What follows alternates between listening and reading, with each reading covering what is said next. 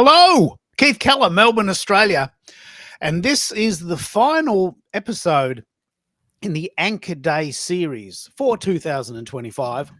I may do this again next year, but the basic idea with Anchor Day was that I wanted to do a show once a week on a Wednesday, 10 a.m. in the middle of the week to anchor us, even if you only came to one show in the whole week or listened to the replay of one show. This show was designed to sort of cover off on all of the trends and all of the things that are happening, and we got a chance to chat as a community. It was an unbelievable experience, and that whole series is now available as a playlist on YouTube if you want to watch it. It's also available in the events tab on LinkedIn, and we've had some miracles occur. I'll talk about this in a minute.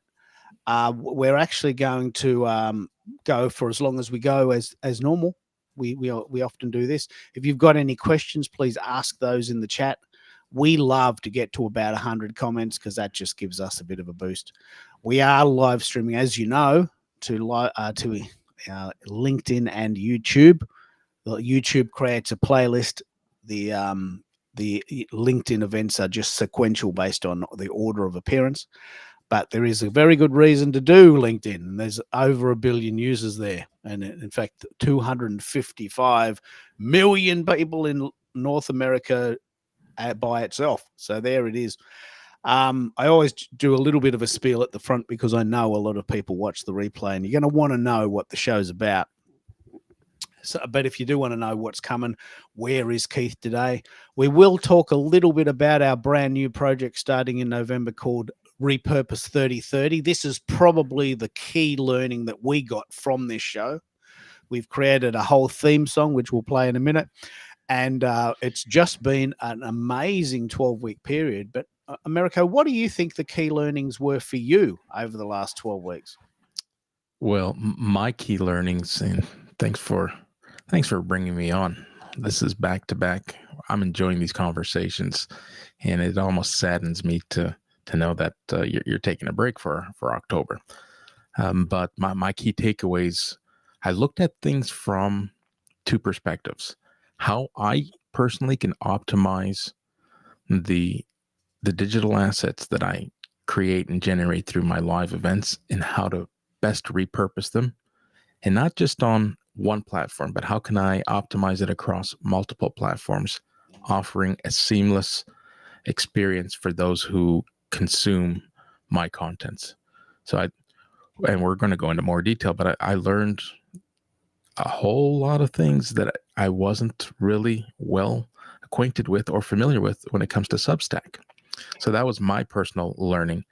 Then for my guests, I really lean into the guest experience and helping share my stage, because it's a form of social selling for me, as well as demonstrating social proof for the community that I serve. I want to be able to demonstrate for others who are considering a live stream strategy on what the look and feel would be like. So for me to just talk to myself and to an audience does not give that effect. So I share my stage with those who are open to guest appearances, and the subject matter varies based on the expertise of my guests. But I did learn over the last 12 weeks the importance of onboarding a guest, because for all intents and purposes, a lot of people think that podcasting is just about showing up.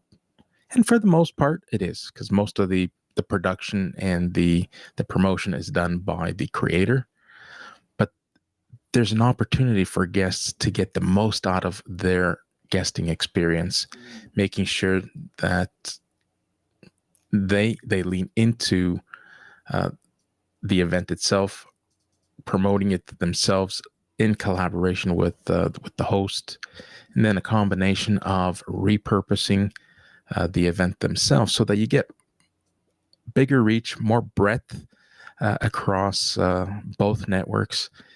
Then there's the whole tech challenge. Not everyone has the same tech setup, so making sure that someone shows up. It's important for anyone who's not familiar with the platform in which I multi-stream, that I give ample time and instructions. Hey, if you're new to Restream, you're going to want to set up an account as an example. Get your social channels paired up in advance so that you're not scrambling at the 11th hour before we go live trying to get this all done. Yeah, because in the early days, like week 1, people would turn up 2 minutes before and say, "Oh, I'm so sorry, I don't know what I'm doing here," and then suddenly you end up going 10 minutes late. Right? You say, Right. "Look, you turn up 15 minutes before because it's going to take you a couple of minutes to get your head around how this site works. We've got to make sure that your sound is good because we're presenting an event here. Right? This is important." And people invariably turn up about 2 minutes before, very last minute, right? And then they go, "Oh, look, what is this button doing? I don't know where that is, and oh, I'm so sorry, and I can't get my mic to work." But we're live in 2 minutes. We're live in 2 minutes. Like you've had a couple of weeks to prepare. We're live in 2 minutes. Oh, I'm so sorry. I just haven't had time. So that's been a key learning for both of us in a way, because what we did is that, and I think this is actually as a result of this exact scenario, I created a show the day before my big show called the Social Audio Soundcheck. Now, that show, I got to say, and that's going to continue, that show has been so successful that it's actually more popular than the actual show, because people know, okay, that on Tuesdays, Monday nights in the US, Keith has this really sort of there's no event show. There's nothing going on. We just go and have fun. And because there's no agenda, anyone can come at any time and there's no pressure. And the stuff that come, like yesterday, went 5 hours. It went 5 hours. I surprised myself. Like, wasn't it amazing? What did we learn yesterday?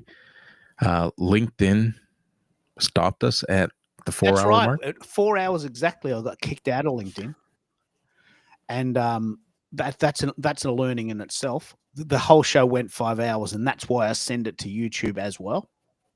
So the whole show was on YouTube. But my show was, the original intention in July was to do a show once a week, because I was asking myself whether I was doing too much, like I was burning out. There's only one of me.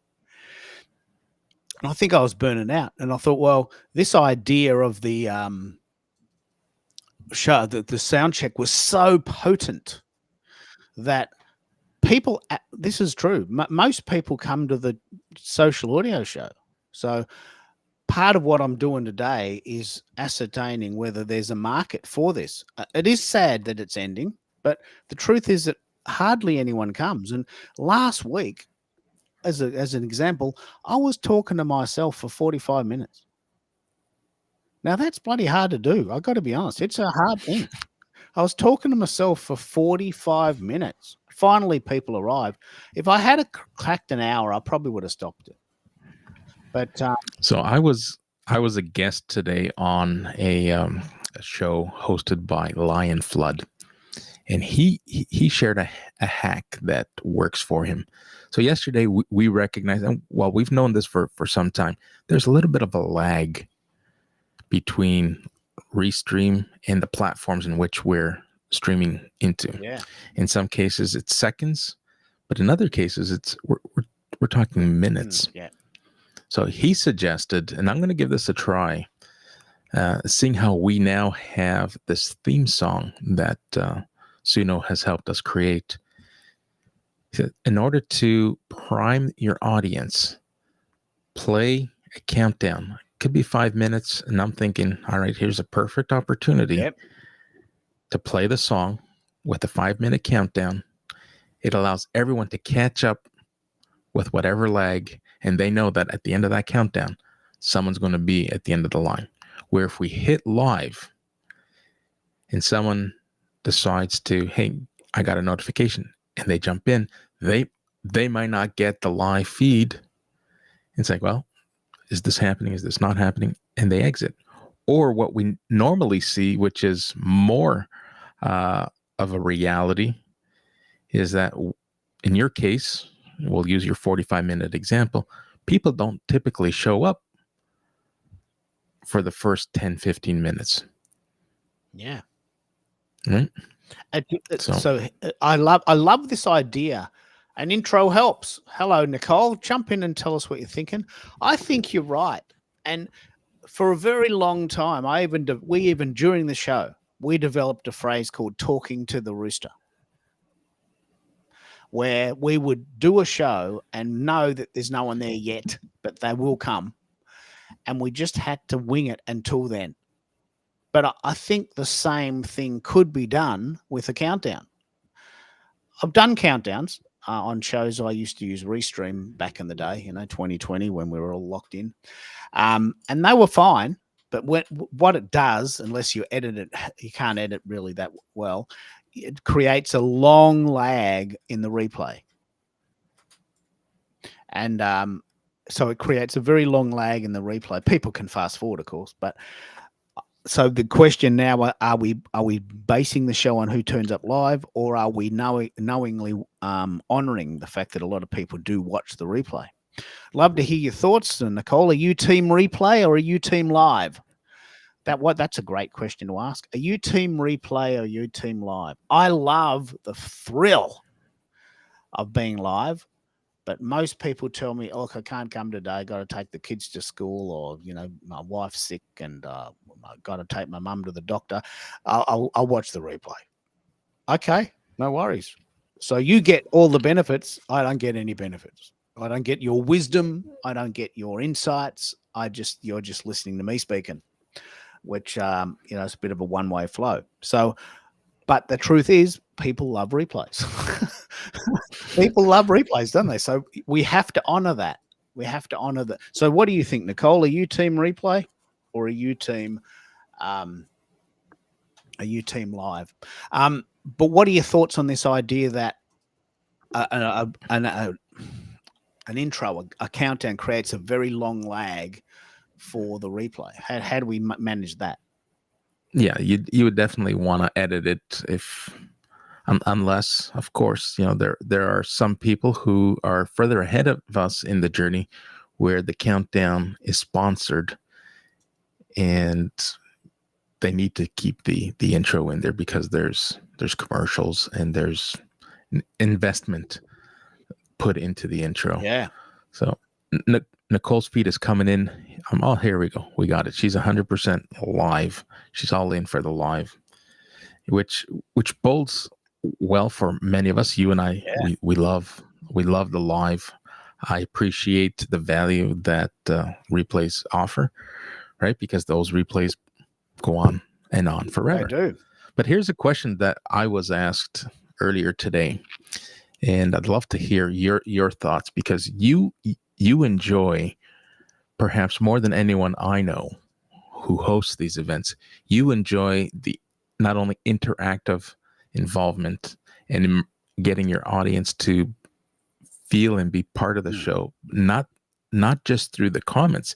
You invite and you open up your stage and invite people to join you. I had a question asked today. It's like, how do you control a hot mic when the person you're letting in may take your show off the rails? How do you handle that? Moderation? This is actually a great question. How do you handle moderation? So this is a very good point. And you may not know this if you're not doing your own show, but Restream, I don't know if StreamYard allows this, but Restream, and I'll demonstrate it now, I can take you out and I can add you back. All right. So I've got complete control there. I'm just toggling you in and out. And more importantly, I can turn your volume down and turn you up. I've been mainly using this to make sure that people are speaking at a similar level. But if you get really rambunctious, I just made a word up. That's a real word. It's if you get really rambunctious, I'll just sort of turn you down, and suddenly we'll hear the speech bubble. And if you get really, really, really naughty, I'll just take you out. And if you get really, really, really naughty, I'll remove you entirely. So the power. This is a great question, and if that person wants to come and speak, I'm very happy to answer this right now. The idea of moderation is possibly the hardest thing to do, but it's also the most rewarding. This is my show. and the guests come and we are communicating together. You know, if someone's not on the path, you know, and not on the same page and just maybe spieling about what they do or they go off on the rails, I've got complete control with Restream to take them out. And I mean, you probably didn't know that because I've never done it, but I can do it. So does that answer your question? But let's pick up on this. This is a very, very good question. Oh, I just took you out. See, I just took you out. See what I did? I just took out your volume. Now you can't. I can just mute you here, but I'll bring you back. So, what do you think of that? What do you think of that answer? And let's pick up on this. It's an extremely important question.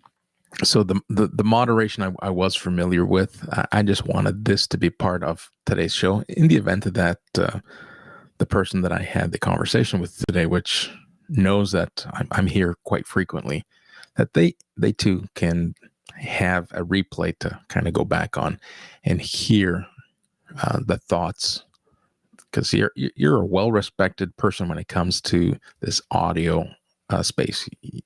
You are an audio specialist, but you've also tested. You and I, and you've been doing this much longer than I have, but you're comfortable testing and you're comfortable answering questions, as am I. But I think it was a great, well-timed question, and I parked it so that we could talk about it today, so that to those who weren't familiar with the moderation can now feel with confidence that it's okay to let people up on your stage and know that you have full control and that your show won't get railroaded by someone's thought or opinion that may not align with the show.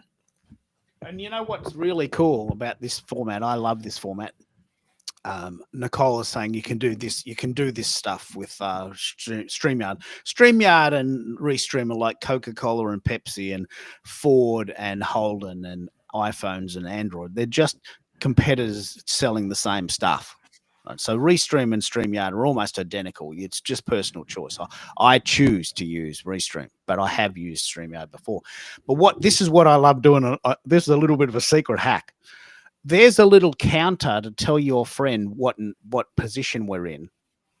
So if I send you this screenshot, how do you moderate your shows? Your friend knows to go to the 17 minutes and 58 mark, and there it will be. We'll be talking about this. I mean, what a cool hack. What a cool hack. So you don't have to wade through the whole show. I just make sure there's a little captions button. I'm just going to take that screenshot. You can send it to your friend at the 18-minute mark. We've talked about how do you moderate your shows. He or she can then go back to that and we can reiterate. But let's pick up on this. What's your take on how do we moderate the shows, given that your friend's going to come back till the 18-minute mark? We'll repeat it. What are you thinking? So there's a time and a place. So the question came more from a position of, you know, understanding their why behind why they're going live. And for some of us, we do this for entertainment. Some of us do it for education. But for those who are doing it for education, there's different formats, right? You and I have similar opinions when it comes to doing this monologue. We prefer a panel or someone to conduct this conversation along with us. And I think that's great. And then there are those who want to take it a step further and make it a collaborative and immersive experience by bringing people in, giving it that vibe where it's talk show, a radio, a real-time engagement where people can ask their questions in real time. And I really enjoyed that. But there was a little bit of apprehension. And now we can share, hey, go to the 18-minute mark and listen to the relief we're going to give you that answers the question that you have around what happens when a guest comes up. And it's okay to bring those guests, and it's okay to let them go. You know, the thing that's very, very cool about this idea that Restream has a counter, I'm sure StreamYard does too, is that we are going to spend October and many months afterwards really pulling apart the idea of repurposing. So and yesterday we had a big chat about StreamYard, about school and Substack, and they were great conversations that we want to go back to. So imagine if we start creating these little graphics that said at the 18-minute mark, we had this really good discussion about moderation. Now, you don't have to listen to the whole thing, but just trust me that here it is. Here's proof that the show was very good at the 18-minute mark. So just go to that bit and just stay as long as you can, and then we'll send you other little bits. So we are sort of pre-formatting the idea that we will be doing some moderation and some repurposing for you. The reason why we don't is just time. It's hard to do. Like, I mean, yesterday's show went for 5 hours, and you commented jokingly, possibly, you said, mate, that's going to take you about a month to edit. There's only one of me. There's only one of me. We had about 18 different conversations. We chatted about school, SKOOL. That's a really good conversation to listen to. We had a really good discussion about Substack from an expert who's doing it. We had quite a good conversation about live events versus networking. We had an excellent conversation about why you should buy quality equipment and not buy the Chinese cheapies. And all of those conversations happen within the confines of a 5-hour show. And because we are getting good at this, and the community is very, very, very nourishing. Nourishing is the right word. We help each other, and we feel confident floating between concepts, right? We are comfortable enough with each other to bounce a bit and roll around and take questions from the audience, and then we always bounce back and we come back to the point eventually. Eventually, we always come back to the point. But yesterday, look, I had to go because I was getting tired. I'd been in the chair 5 hours. My record is 6 hours and 600 people on the call. Yesterday was 5 hours, almost on the dot. Bloody good show, maybe my best one. And so what we're doing is we're actually creating our own sort of magic here. This one is the Anchor Day update. It's an acknowledgement that this was an experiment. I think it went pretty well. I'd love to know how you did, what you thought of it. Did you enjoy it? What were your highlights? I'm going to talk about my highlights in a minute, but I really want to know what other people think. For me, I got 3 highlights out of this show. One, I really, really, really love Substack. I didn't really get it before, and I couldn't see the point of it. But now that I've tried it, and the amazing thing is that my Substack posts get more views than my live shows.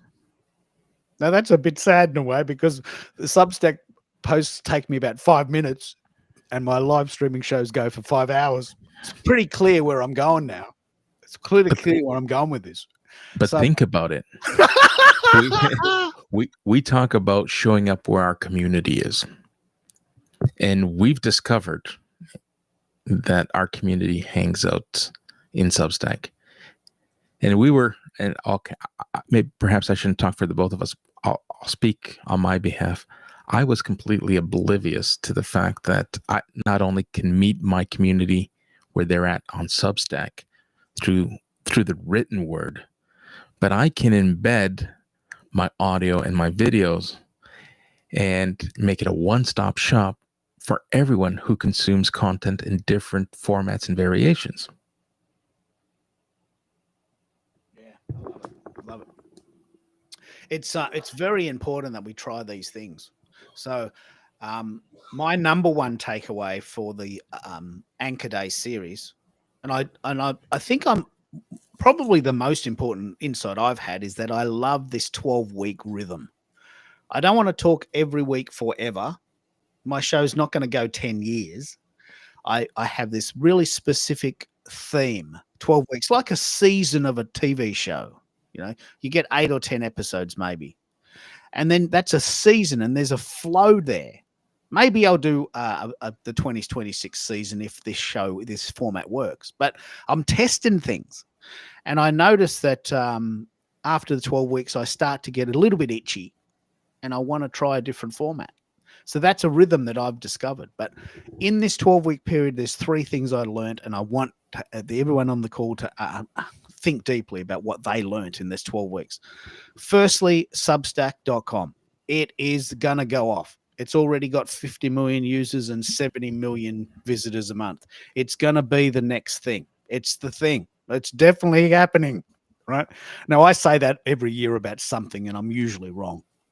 But it's the one that's got my attention. Yeah.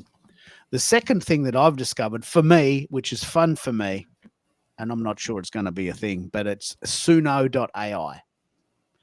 You created a little theme, be seen, be heard, be remembered. I created 26 variations of that song, covering every genre that I've personally been connected to as a muso. And some of them are like, you could play them on the radio. They're so good. I'm not doing that. Suno's doing it. It's not got nothing to do with me. But Suno has created songs that I could play on the radio that, in my opinion, are probably better than the songs that I currently hear on the radio. That's a big statement. But that's why I stopped listening to the radio. So Suno.ai was another thing I experimented with in this time period. But the third thing I got personally, and this is a very, very deep personal learning for me, is we had a really good discussion about the vibe of a live community versus in-person events. Now, COVID gave me permission to not go into the city because we couldn't. It was illegal. It was a $200 fine if you got caught out of the house, right, by the cops, and you got a little note, and we're all locked inside for 2 years, and we all thought that was terrible. But COVID gave me permission to be inside. And when COVID finished in March 2022 here, I said to myself, you know what? I'm not sure I want to go back. I don't want to go back. My wife went straight back. She went to work every day and she goes on the train, and most people did that. But this 12-week period gave me a chance to explore whether I'm just cheating myself or whether I love these online events. And I tell you what, I off the charts love these events. Like, I'm just so in the zone here. I can go into the city. I'm over the fear of leaving the house that, being at home created, but I don't love it. I can do it, but I don't love it. Bit like sort of mowing the lawn or eating your veggies. I can do it. If my wife serves up pumpkin, I eat it, but I don't love it. I can eat pumpkin every day of the week, and I don't have an offensive reaction, but it's not my favorite vegetable. Right? And in online events, compared to in-person events are not my favorite vegetable. I'm gonna put that on the t-shirt. In-person events are not my favorite vegetable. I can do it. I don't die, but I just don't love it. And I've been exploring whether that's a cheat or just an acceptance of my personality type. Whereas these events, I love these events. Like, I'm off the charts into this. And no one's doing this, are they, America? When was the last time you went to a show where people are invited up on stage and the community makes the show? Yeah, it's typically a one-way, one-directional conversation. Like maybe a master class, the closest thing that comes to it, where people engage to some degree. But yeah, very few people are doing what you and I are doing. Yeah, I love it. How you doing, Lachelle? I mean, this is our last one in this series. I'd love to know, what are your key learnings from the last couple of weeks? We've created a few miracles here. Yeah, I really am a fan of Substack. So, being able to create my profile and do a lot of things during the time that we've been on this call has been amazing. And so today I did my first live because it's National Podcasters Day. Ah, that's right. And, I didn't know how to set it up on my laptop, but I could do it on my phone. So I had already had an event that I had planned with one of my team members. And so that was going to be on Facebook and YouTube. And so I couldn't cancel that and put it all on Substack. So I just had both of them together at the same time. And when I got done with the live, it curated, it had to populate or whatever. After it got done, they gave me 8 clips that I can promote on my social Whoa! media They created with this for the you. captions already done. Oh. I'm just saying, I am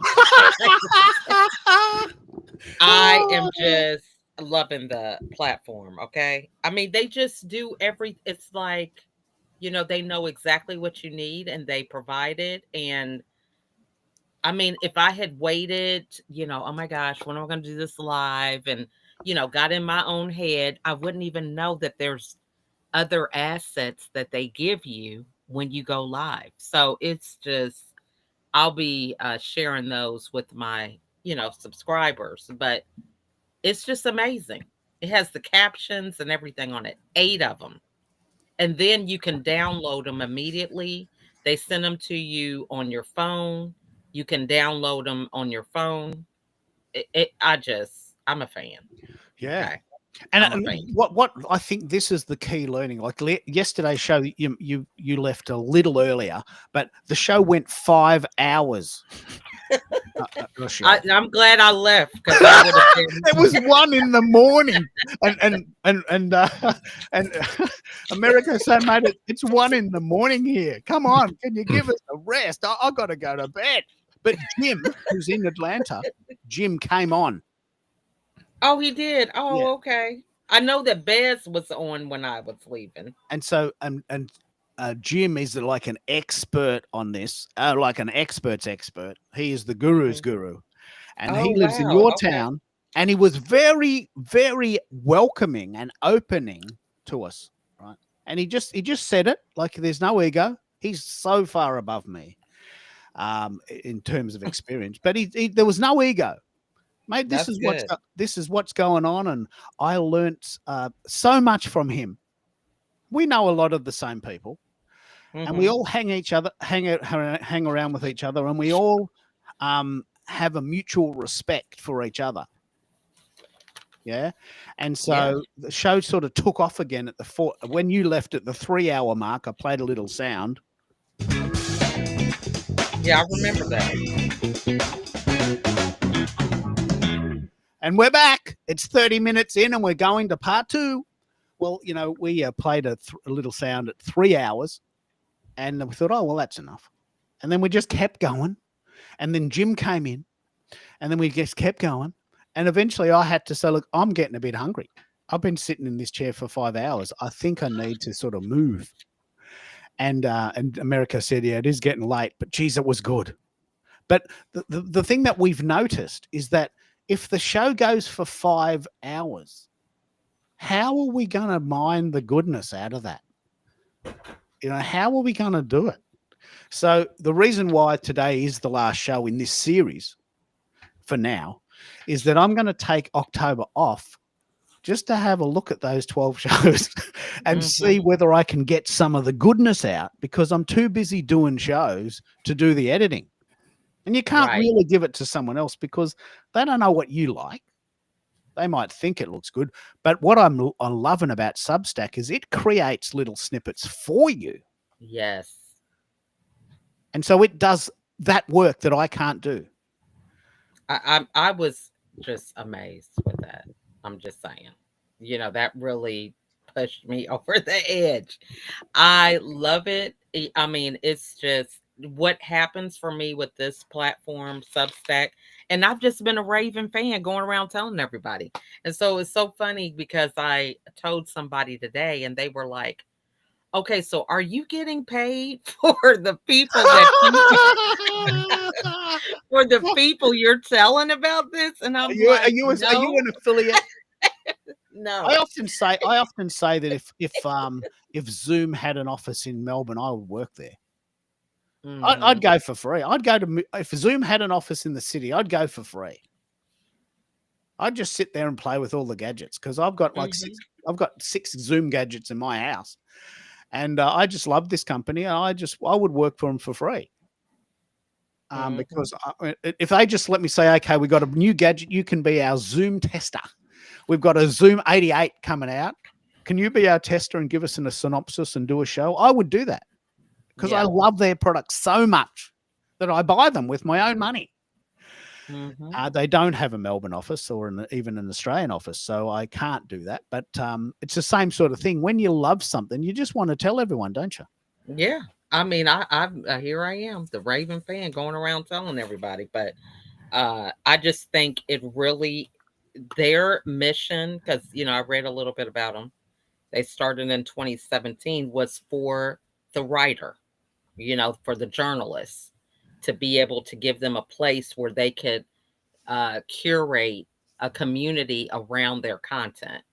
And I mean, they just are doing an excellent job. And even just the fact that they they're very clear on who their audience is. Yeah.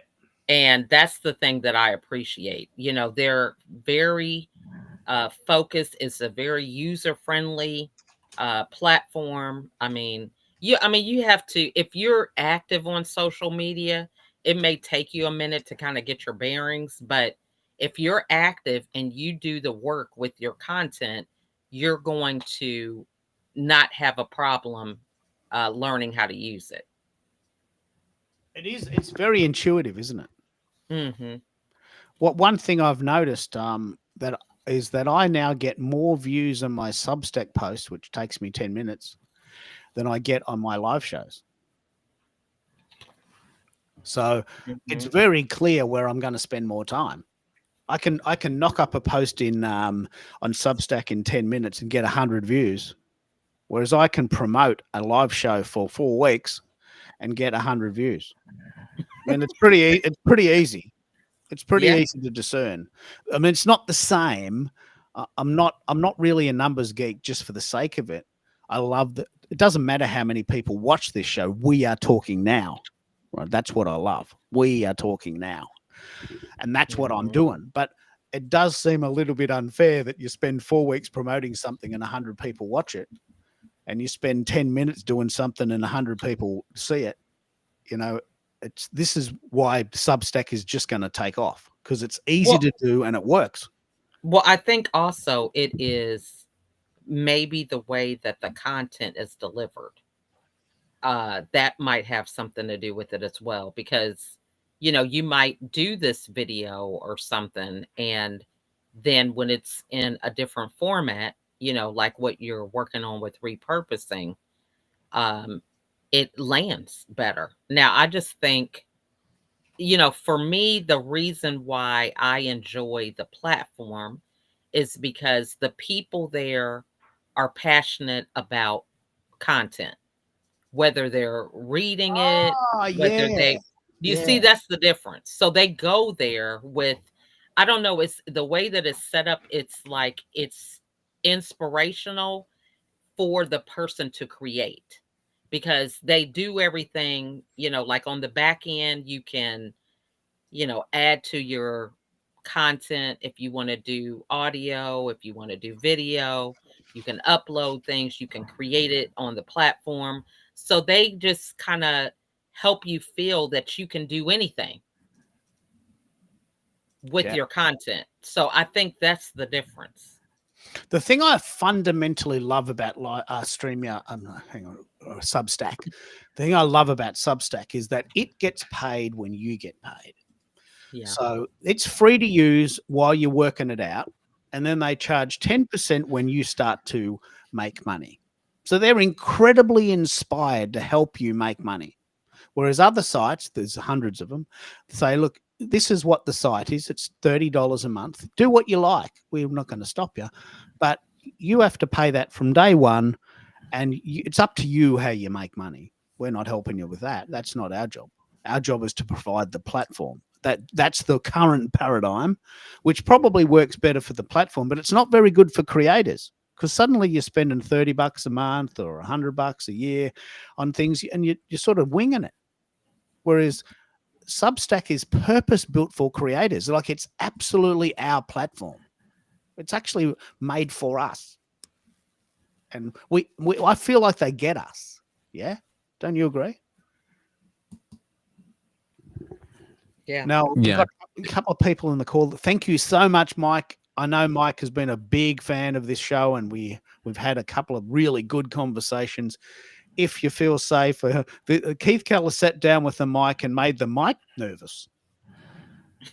You know, he intimidates his gear into peak performance. That's it. Like, I know this is coming from personal experience. Like, I look at the mic and go, "Come on, you can do better." That's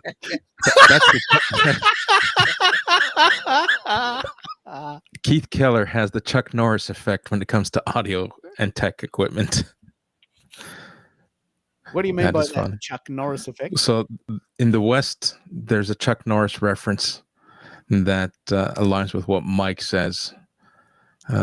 You stare a mic in the eyes and the mic gets scared. And there's if you Google Chuck Norris references and Chuck Norris memes, you'll totally get what I'm referring to. Yeah. So, look, Mike, if you want to speak, I promise to go easy on you.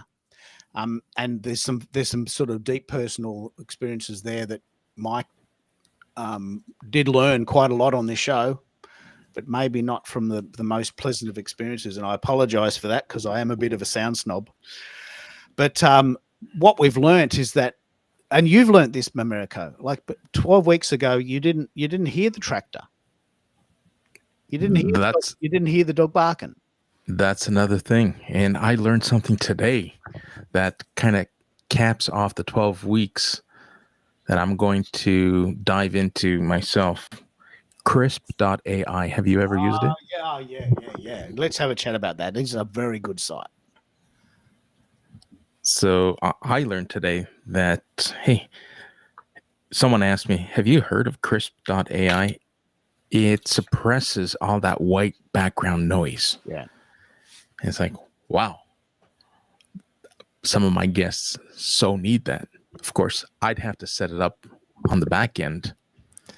So now I'm looking into how can I lean into tech like Crisp.ai to be able to help those who perhaps are oblivious, or maybe not oblivious, but just simply can't find a safe enough environment to talk.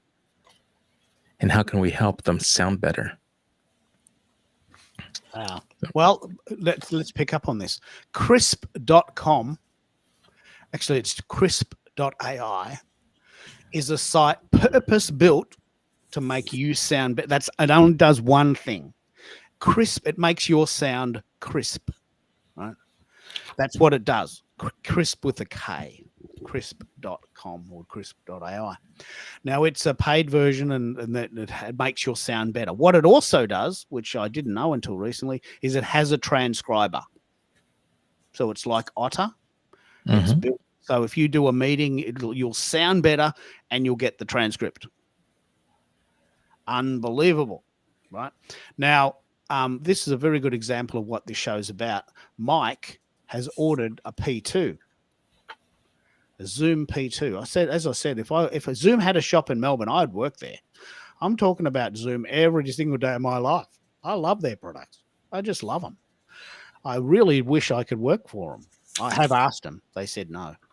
So here's the Zoom P2, and it has a built-in noise reduction feature. Exactly what you're talking about with Crisp. Aha, Mary Kay. Oblivious was the right word, Americo. Is that a reference to an interview you did? Well, oblivious to the background noise. Yeah. So what this gadget does, which is $100, it has an automatic built-in noise reduction feature. How cool is that? Only works with USB mics, though. Doesn't work with XLR, so it wouldn't work with the SM58. But it works with most of those mics that just plug into your laptop. And Mike said he got one. Hopefully that's worked. The dynamic mics still pick up background noise. This is so fascinating to me, Mike, that's happening. I probably need to give you the Chuck Norris stare. But we have noticed that, say, for instance, when Bez calls in, we can hear the dogs barking. That's right. And I'm a bit challenged by that because he's got Behringer mics, which are dynamic. And I've been meaning to ask him why that happens. Might be positioning. I don't know. But anyway, the most important thing, this is very important, and I said this right from the first day. The most important thing is that you owe it to your audience to be in a quiet place. You know, if the tractor is going or the television is on, then the mic's got to work really, really hard to get rid of that. But if the actual room is quiet, then there's no obstructions. Yeah, there's no impediment. Right? So if you can make the mic work cleanly in its environment, then it's going to work better by itself. If you expect that the mic will cut out the noise of the mower and the kids screaming and the magpie swooping, which is currently happening, then you've got to you might get it to work, but you're asking the mic to do a lot of work. It's just a lot easier to go to a quiet place. Maybe people don't have that option. I don't know. Maybe people don't have that option, and this tech is designed to help that. I'm curious to get a better understanding. Mike shares CRISP is very invasive. Is it invasive in the data that it collects? Are we talking invasive from a cybersecurity perspective, and what is divulged and shared? Let's pick up on that, Mike. If you want, Mike is a cybersecurity expert, so it's quite possible that the CRISP idea is invasive from a sort of a data point of view, but I don't know. I haven't used it myself because I've got tech that doesn't need it. Okay, so for both, because he's got the Q2U and the Rode Pod mic, which is an extraordinary idea, the noise reduction works sometimes. So I'm just so fascinated by this because I do my shows mostly when wifey's at work. It's during the day. There's no sounds. If wifey was home and cooking her lunch on the microwave and someone was mowing the lawn, and yesterday there was a big storm and we had thunder, I'm asking the mic to do a lot of work there. But again, in the real world, we are not always available or able to go into a quiet place. We are where we are when we take the call. Yeah. But knowing the principles of good quality sound, the first principle is go to a quiet place where there is no noise. That's the first principle.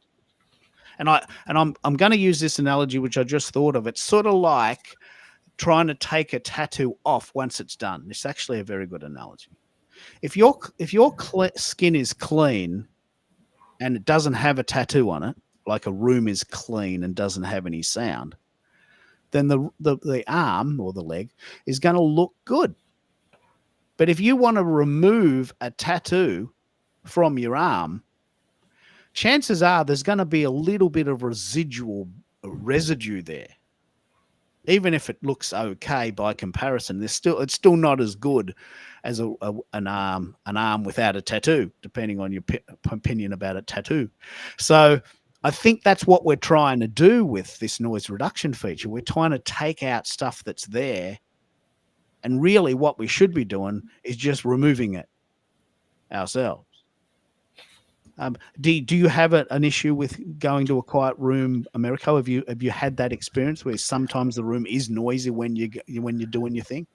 Well, it's fascinating because when I used to broadcast and stream with the JBL headset that had the built-in mic, and although the mic had sound or noise suppression, there were instances where I would be asked what the humming was in the background, and that humming is the air coming through my air vent through the heating or cooling system. So and I haven't been asked that ever since I switched to The Zoom The P4 SM58 and the Zoom P4. and the Zoom P4. Yeah. So this is very, very interesting. The Crisp app has two basic features. One is it makes you sound better, makes you sound crisp. That's its fundamental principle. But it also has a really cool note-taking feature. Maybe really cool is a relative term, but in this case, Mike thinks that this note-taking feature is quite invasive. I think that's what he's referring to there. And maybe that's not necessarily very good. You can do the note-taking with a site called otter.io, which is the coolest thing. Let me just pick up on this. This is the thing we've been chatting about all throughout the show. You know, I'm going to do transcripts of the show and start creating blog posts and things. And otter.ai gives you 600 minutes, 10 hours for free every month, 10 hours. Right? But if that's not enough, Otter gives you 20 hours for $20.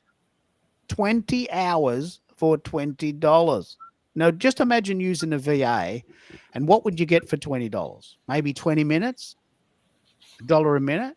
What would you get? What would you get a VA to do in 20 minutes for $20? Well, nothing. So Otter.ai is possibly the podcaster's best friend, because once you've got the transcript, you can work miracles. So anyway, Otter.ai is my best friend, and Crisp does a somewhat similar thing, but obviously, Mike's saying it's not as good. So you've got the two. I've got the 2QU, and he set it up upstairs for a bit more quiet. That's good. Do you want to jump in on this, Omar? Have you been part of our show, and what have you learnt in the last 12 weeks from being part of this experiment with us? Yeah, hello guys. Welcome. Nice to see you all. Americo, Lachelle, and also Keith. I've been kind of absent from you guys for a while because I had a small cold, but the topic is mainly about AI, right? AI and Well, there's the three things that I've learnt this in this 12-week period from June to September is that the first thing that our shows go 4 or 5 hours, right? They're really robust, really good. But Wow. it occurred to me that we're missing a lot because I'm too busy talking to do the editing. So I'm taking October off, and I'm going to research all these great tools that'll help me go back to those 5-hour shows and suck out the goodness. Right? And so we've been talking about Substack, we've been talking about Otter and Crisp, and I've been writing songs. That's a relative term with Suno, and we've created quite a few really funky things. And so we've been talking about a lot of things during this 12-week show, this 12-week series, one of which is the repurposing. But do you repurpose your content? Tell us what you do and how we can help you get the word out for you. I mean, I use a couple of programs. It's vd.io to do any of those, and I use PowerPoint and different AI tools. Basically, that was pretty cool right there with the picture of the 30 with the computer on it. How did you guys do that? Did you use what AI tool? Bing. I used Bing. Bing? Mm. Really? Oh, so is that the built-in ChatGPT thing that's in it? Yeah, it's DALL-E. It's DALL-E 3. Is it DALL-E 3? Got it. Well, what I'm looking for is something where 3D video, where you can actually make something that's realistic and put yourself in a game show format, like my Zoom party program. That's what I'm trying to figure out. Why you can do that? I had the guy trying to do it, but he's taking a while to do it for me. But is there a fast way to do a video of me being like game show host kind of thing, and they come in? And that's what I'm looking for. I'm trying to create something for the intro. What did you do, Americo? You did a video yesterday. What did you use? Well, the video I actually used my daughter's TikTok account in one of her filters. It took a still picture, and it animated it. Wow! And it was just my torso. It was me sitting at my desk with my headset on and leaning into the mic. And if you if you visit that post yesterday, it has me getting up from my desk and dancing to Oh wow. a sound clip that I feel good. James Brown. Yeah. Interesting. Can you share the clip here on live or no? Or I'll have to see. Where is it? It's on your It's LinkedIn. on my LinkedIn. Yeah. Got it. Got it. Oh, that's a You yeah. guys Yeah, there's send like that. send Omar that clip so that TikTok has allowed you to Yeah. make a small video which you can use as a promotional tool if you want to. Yeah. Yeah. Yeah, and it's funny because I just shut down my TikTok business account along with a couple others, and then this immersed. It's only a 10-second clip that I edited down to 4 seconds. But I'm sure. I think your question is, are there free versions of video creations platforms? Because I'm pretty sure we can find paid versions. Yeah. I mean, I came across one. It's free for I forget how many hours. I think it was like 5 or maybe 10. Pictory. I don't know if you're familiar with that one. I was on it on the weekend, and so that made like a long video, an hour and a minute and a half or something. Yeah. But yeah, it's kind of it's pretty cool. Yeah, I did a lot of things in it, but I'll have to play around with it. But I did it on Saturday and had my show on Sunday, and it was busy. But I'm gonna go back tonight. But yeah, that's something cool right there. That's probably if there's something that at least a minute clip, maybe that would be great to do that. Thinking there are. I'm pretty sure there's something there for sure. One of the things that we've said, and you may not know this about me, but I'm not a big fan of video personally. Yeah. And so I've decided, for better or for worse, that I'm going to lean into and be the guy that doesn't put his video on and is brave enough to say that. Like, I mean, the amount of people that say, "Oh, can you put your video on?" and give you so much. The answer is no. I'm not. Yeah. I'm not putting my video on. I don't want to. I just don't want to. And that is the complete sentence. I don't want to. That's awesome. Yeah. So when I bring we'll do it like this without the video. That'll be. I've never had one, and both of us will be like in the radio mode. So when I bring you on, yeah, I'm very excited about this because I want to share. This is a very good example. And hello, Christiana. You're showing up on our system as the LinkedIn user, but I can see there that we are indeed connected. So I've sent you a link. We have in this 30-day period, 90-day period, we actually have created a lot of discussion around repurposing. And I'm very proud to say that I worked it out. So I was interviewed this is exactly what I want us to discuss and how we do it. I was interviewed in the UK on a Thursday night in Manchester. Wifey was at yoga because there's a 9-hour delay. So I was interviewed at 7 o'clock on a Thursday night in the UK, in this case, Manchester.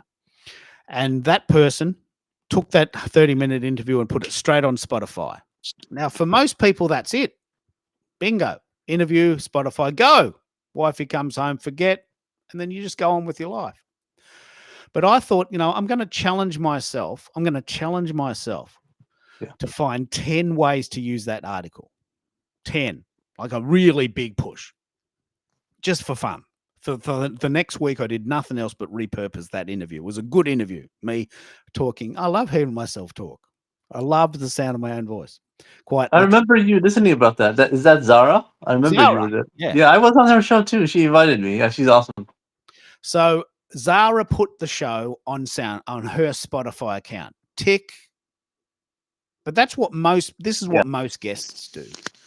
They get interviewed and they leave it up to the host to just do all the work. And I thought, you know what? I'm gonna really push hard on this. I'm gonna find 10 ways to use that article. So the article itself came out, bingo. It went to Spotify, that's 2. I put it on my Spotify account, that's 3. From that Spotify account, I chopped that 30-minute interview into 8 different units of 2 or 3 minutes, right? That technically comes under 3 for Spotify. I then put it on Substack, that's 4. I then did a live stream on LinkedIn and YouTube about that topic, referencing her. That's 5. I then did a Google Notebook audio summary. That's 6. I then did a Google Notebook video summary. That's 7. And I did get it to 10. And I want us to have this discussion. I'm just using 10 as a bit of a show off. That's a bit. I mean, it took me a week. I mean, I really pushed hard. I mean, I'm not expecting people to do that, but it just seems a shame to me to do a show with someone and then let it sit there. I mean, it's a bit of a waste, and actually, it pisses me off when people come on my show and they don't do anything with it. It pisses me off a bit. Yeah. Because I mean, we create. So what I did, here's the 10. Original interview, Spotify file from the host, SoundCloud files, 6 of them. Because I did 6 files, that created a Substack post of 3 different Substack posts, each of which have got over 100 views. Wow. I did a LinkedIn post of that Substack post. I did a Google Notebook audio summary. I did a Google Notebook video summary. I'll talk about this in a minute because this is a cool feature. I did a live streaming follow-up on Restream. I did a LinkedIn live event, and I did a YouTube backup event. 10 ways to use this one piece of 30-minute content. And Americo, I think that's possibly our key learning from this experience. We have been really pioneering the idea of repurposing, haven't we? We've been really pushing hard. Yeah, absolutely. I took the week off today. This week, I didn't schedule anything for that very reason.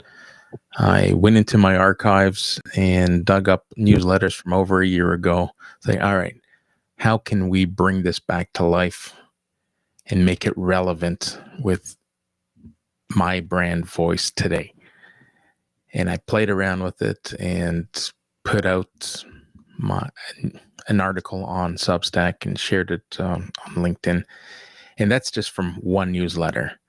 Now that we learned the capabilities, we can now embed and reference a particular show, a particular segment of a show that ties into the article that I shared today, and embed that or make it a separate post at a different time, drawing a show or a clip from a show and drawing it as an example on something that we may have written.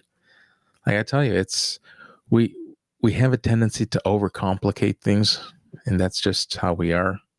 We're all wired that way. Some are better at managing it than others.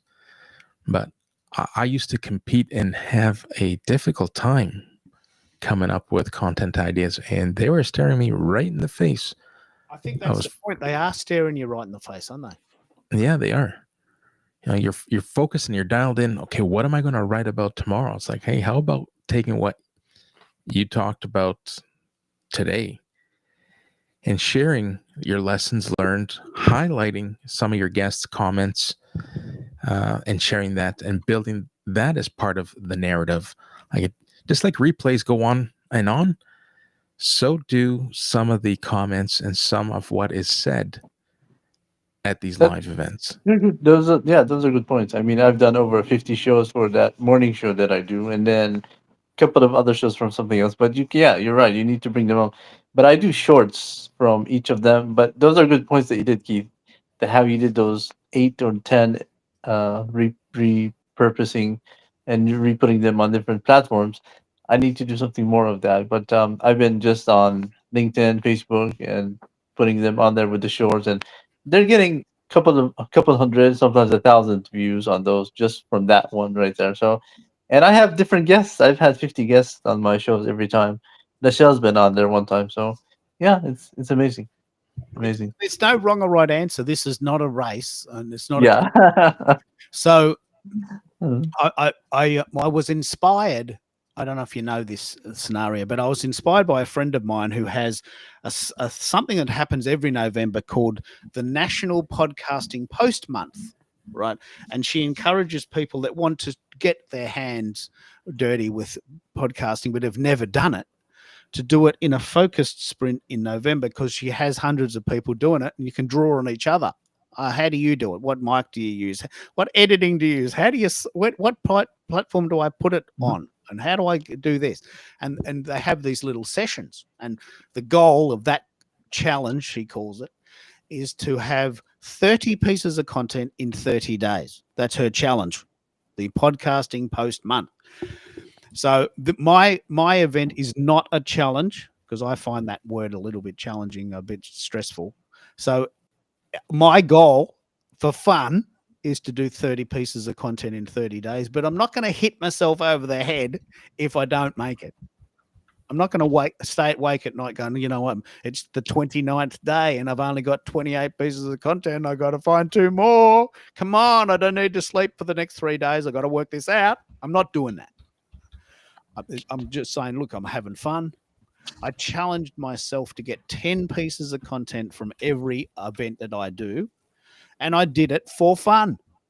And now I can talk about it with enthusiasm because it wasn't that hard. And then you just pick the guts out of the things you like and do them again. Now, most people are not even doing any of these, but it's very, very cool. It's very, very cool. So, Christiana, if you'd like to call, I know it's very early there in the UK. Mike's got some really great comments here in the comments. Please, there is a bit of a time lag between when I get the comments here on Restream and put them on the screen, but you can, if you're listening or watching on YouTube and LinkedIn, you can actually see those, especially LinkedIn. You can see those posts and you can actually comment directly if you can. It's very, very, very, very, very difficult to do by yourself. So please forgive me if I'm not making all of the comments visible, because it's extremely difficult to talk and watch the comments and be forward planning it. Very difficult, just in case you don't know that. So this is very, very cool. So Lachelle, you have discovered, like us, the idea of Substack. How has it helped you repurpose, or are you happy to just do it once and let it go? How has it changed your repurposing journey? Well, it has helped me to get off of other platforms. Because, I don't know, it's easy to be a part of my day. So I'll do like a video or just take a thought really quick that I can do an audio for. I have been able to upload 255 episodes of podcasts. So I think having that ability to have a lot of content that people can just deep dive into has been really helpful. But one of the things that I'm working on is taking content from other platforms and putting them behind the paywall for my Substack, so I can create archives and things that, founding members or subscribers, and then I can delete that content from other platforms, and that will free me up to where I can focus on being intentional and directing people to the platform that I want them to view, you know. So that's kind of been my thing. It's taken a lot of pressure off of, which, I have been transitioning into this to where I'm focusing more on repurposing content rather than creating new content. I love this. But I think, with my strategy, I can now, because if you say that you want to post something weekly, okay, that's only 52 things that you need to post every week in a year. So now I can go back and say, okay, I'm going to post once a week. Okay, what content do I want to post? Because I have so much content all over the place, different places, because I was, trying to show up here, show up there. And some of it may be similar, some of it's different, but I can just say, okay, I'm going to talk about these things over the next 52 weeks. And then I can curate the content that way, because you can schedule posts and everything. on Substack. Let me pick up on this. This is very, very cool for people that don't know this. Substack is purpose built to move forward with the monetization idea. It's purpose built. So you can have a free account, but you can also have up to 4 different levels. And so depending on the level that the people decide to support you on, that's what they get. So your very premium content could be for your gold members. I don't know how they describe their members, but you know what I mean? There's 4 levels. Can you, for those that don't know this, can you explain how you would put the stuff behind a paywall, and how would you decide to do things for free, and what people get at what different levels? Yeah. So, is this for America? I see. Sorry, Lachelle, you're doing it. You've got this idea of having a paywall. So you're already thinking ahead. I've got all this content. It's all out there for free. People are viewing it, but they're not paying me. What about if I make it $1 a week and people get this, or whatever you decide? You know, school is $9 a month. You know, you can have all these different levels. And at the $1 a week mark, you get this. At the $2 a week mark, you get that. At the $100 a year mark, you get this. I'm really interested in how you're going to play this out, because we can all. Oh, yeah. So that's another thing about Substack. They do all that for you.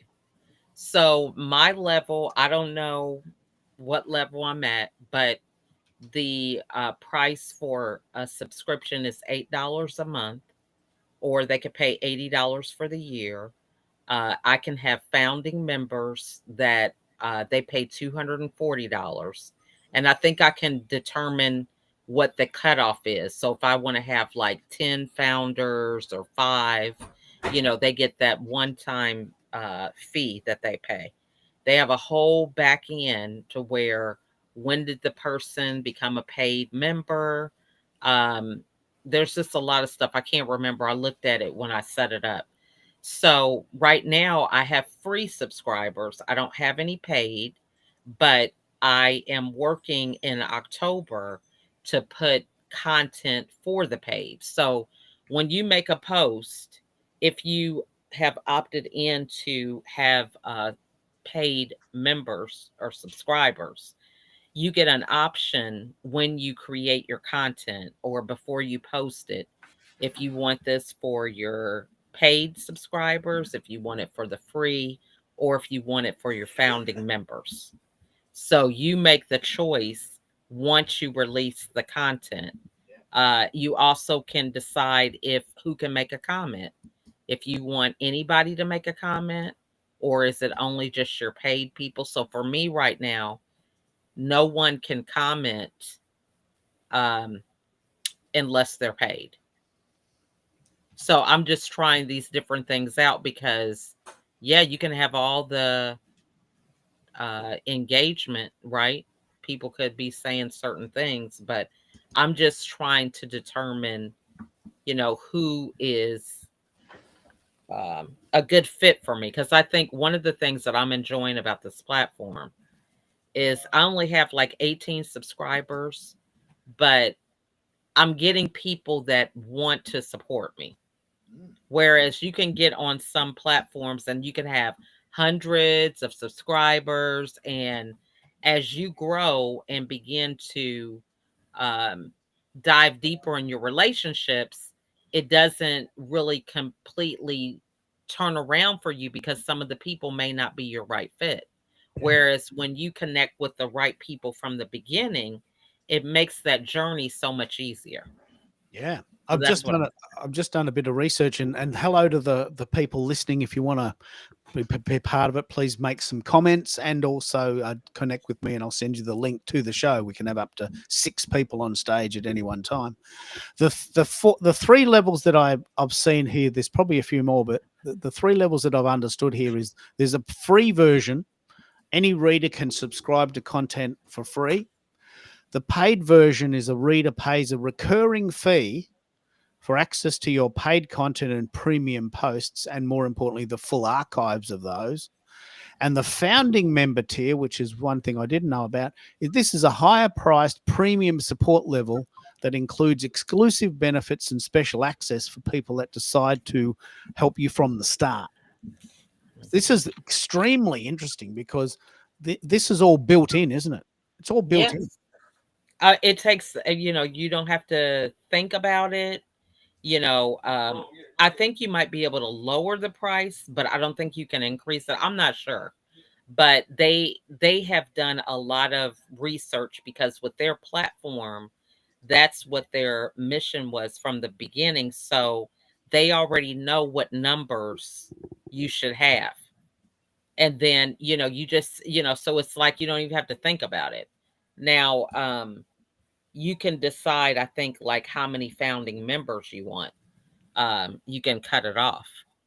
But yeah, so you can say, okay, I only want maybe 10. I'm assuming you know what? I still haven't even got that far yet. But I feel like, it's just like what you were saying. How do you decide? Am I going to charge this? Am I going to charge that? You spend too much time thinking about it rather than doing it. And with them, it's like, okay, these are your prices. It just is. Okay, so go on with the next thing, And I love that about the platform because they've already done the groundwork. They know what people are going to pay. You see? They already have some recommendations for pricing. And they have data, right? Because they've been around since 2017. So, again, we could be trying to reinvent the wheel rather than focusing on what our position in, which is being the person that creates the content. Yeah. Don't worry about the other stuff. Just do what you do and the rest will take care of itself. That's kind of how it does. And it does take care of itself. Imagine if you had an archive of all your material and it was $8 a month to join. You don't have to worry about who's joining. You don't have to stress. You go, look, it's $8 a month and all of my archives are there. Yeah. That's whatever the price is, $8 a month, $1 a week. And if you want to have access to the library and you want to support my work, just pay the $8. If not, there's plenty of free things. And people will self-select. Now, there's a really, really, really cool analogy that people use for LinkedIn. I haven't used this story for a while. There's two main characters that turn up to content. One is there's a character called Freebie Fiona. And I want you to imagine this person who always comes to your show, but as soon as you say, hey, look, can you just support me? I've got the gas bills coming in next week and I've got kids at school. And no, hang on. I mean, I'm not paying you. I'm happy to hang out with you as long as it's free, but don't ask me to pay you any money. All right, no worries. Well, then you get a certain level. You get a certain level of material because that's your mindset. You only hang out because it's free, right? Then there's another person called Loyal Laura. And this is the person that says, I know who you are, and I'm really into this. Not quite ready yet, but trust me, I'll know when to push the button. I'm right here for you, just not right now. And Loyal Laura is the person that's hanging on, checking you, ready to push the button, just wants the trigger. Now, you want to hang out with Loyal Laura. You don't necessarily want to hang out with Freebie Fionas. Although you don't mind helping people, you can't pay the bills if no one's paying you. Right? So Freebie Fionas are never going to pay your rent. They're never going to pay your kids' tuition fees or put petrol in your car. They might service your ego a bit, but Freebie Fionas there's no place in the economy for them. They just say they suck up your energy. Right? And Freebie Fionas very rarely turn into Loyal Lauras because Loyal Laura is a mindset. I know what you're doing and I trust you, but I'm not ready yet. I don't mind paying. But just right now, it's not the right time. Whereas Freebie Fiona says, look, I'm never going to pay you. I just don't pay people. I just want everything that I can get for free. And then that's it. And I'll go where all the free stuff is. Has anyone heard this scenario? Do we have variations on this theme that we can chat about? Loyal Laura, Freebie Fiona. Do you want to pick up on this, Lachelle, given that we're talking, and I'll throw around the room. I think she's muted herself because there's a bit of background noise. Have you heard this phrase or these analogies, Miraco or Omar? Have you heard of these ideas? I have not. Yeah, it's a good idea. Well, I was gonna ask, what is that platform you were talking about, the Substat? What is that called? Oh wow! Okay, okay. You've not heard. I'm interested. Interested? Yeah, put it in the chat. Okay. I'm interested in that. That might be something I might be interested in. But yeah, that's a good analogy. You have those people. Some of them were the freebies, and they just want to come in, and then you have those. I've had those too, and then those who are the Lori. You call it Lori or Laura? Loyal Laura. Lawyer Laura, the LL. Okay. Yeah. Yeah, So I've seen those. Freebie Fiona, and let's have this is a very important discussion to have. Freebie Fiona will never ever pay you. For sure. It's in her mindset that she, this happens. I've been doing this since 2006. People are, some people are just up for whatever they can get, and they're always sort of scunging off you. This is how I view it. This is possibly what I call lurkers. But people are just, as long as it's free, they're in there. And as soon as you ask them to pay something, they don't understand the creator economy. They don't understand that creators have bills too. And for every post that we're doing, we're not doing a job. I'm not pumping petrol. I'm writing a blog post. I'm not out serving beers at a pub while I'm doing my live streams. I'm doing this live stream right now, right here. Right? Exactly. I actually see myself as a LL Laura. Because I support everybody, whatever it is. Yeah, it depends. Unless he's somebody who I don't really trust, I'll be the other guy. But most of the time I do support people. That's important. You need to support everybody. If you see them good, whatever they're doing, support them whatever you can. So it's a mindset. It's a very much mindset. So for me, because I'm in the zone, when a new business comes out, I'm like the first person to put my hand up and say, hey, how you doing? What's going on? Well, we've just set up and we're doing this and we're open weekends and Friday nights. And why don't you come and help out? All right, no worries. Got any flyers? That's me. I'm the one that's going on with all my mates going, hey, there's a new bar. Let's go to the new bar. They're just people. They've got kids. They've got bills. Let's go and help them out. If it's any good, we'll go back. If it's no good, well, you can't help them if it's not good. But I used this analogy very recently because there's an amazing Indian restaurant in our area, but no one's going. And we thought, well, if no one goes, it's going to close.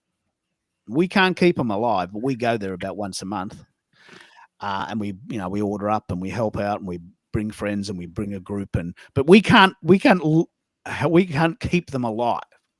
Yeah. But some people, they view everything from their own point of view. If it's free, I'm up for it. If I've got to pay, then forget it.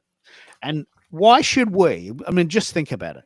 Why should creators do things for free? I mean, why should we? Why should we do it for free?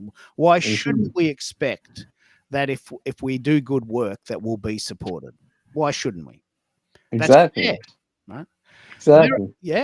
Americo, any thoughts on the Freebie Fiona and Loyal? Guys, I gotta run off, but it's been a pleasure again. Nice to see you guys, Keith, Americo, and Lachelle. I'll have to good to see you, Omar. Good to see you as well. How are you doing? I've just sent you a link. I've just sent you a link, Omar. This is you did. And what I'm doing, and I'll tell you very clearly, I do a show live on LinkedIn, but I get more views on my Substack post than my 5-hour live show. Oh, awesome. Yeah, I'm going to check it out. Definitely. That's good. I probably need it. I mean, I've done over 100 episodes for both of them. And we need to get paid. My channel just got approved for monetization, the Zoom party. So I'm making a little bit from ads. Not that much. Congratulations. Thank you so much. I made like $6 so far.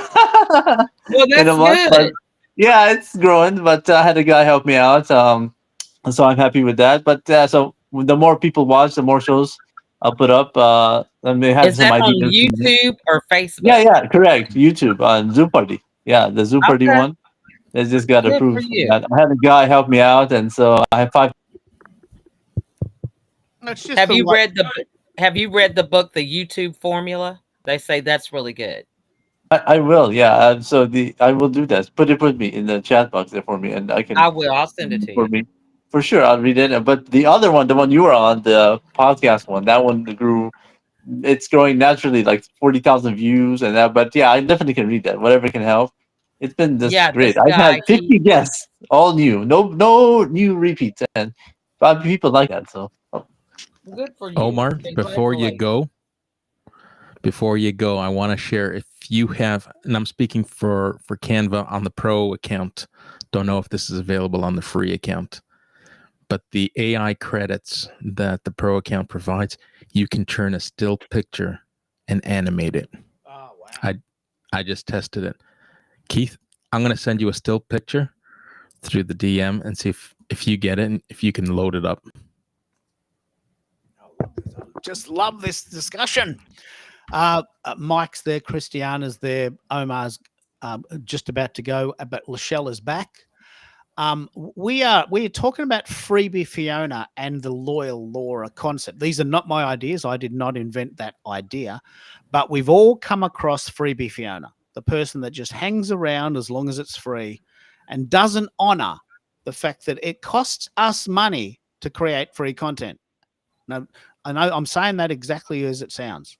It costs me money to create content. I've got to pay for my computer. I've got to pay for electricity. I've got to heat the house. I've got to buy a mic. I've got to buy a mixer.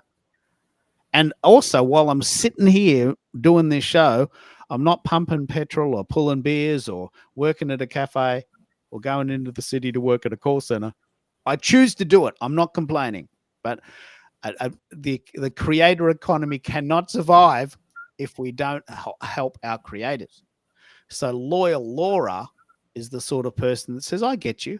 I'm not ready to pay for what you have right now, but I will when I see the value. As Christina has said, I'm in the getting value zone, not in the Freebie Fiona zone. Have you come across these phrases, or do you have any understanding of that idea, Lachelle? Absolutely. Because I think one of the things that makes us feel safe is to have the free people in our ecosystem. We don't have to really feel that people are holding us accountable. I think it's just a level of your skill set as you start whatever it is that you do. I think the free people are not always your target audience, also. So it's not that what you have doesn't have value. It's just that for them, it's not really valuable because they're not really your target audience. However, there may be something that can inspire them, but, they really don't have that passion or um, interest, like a loyal person does.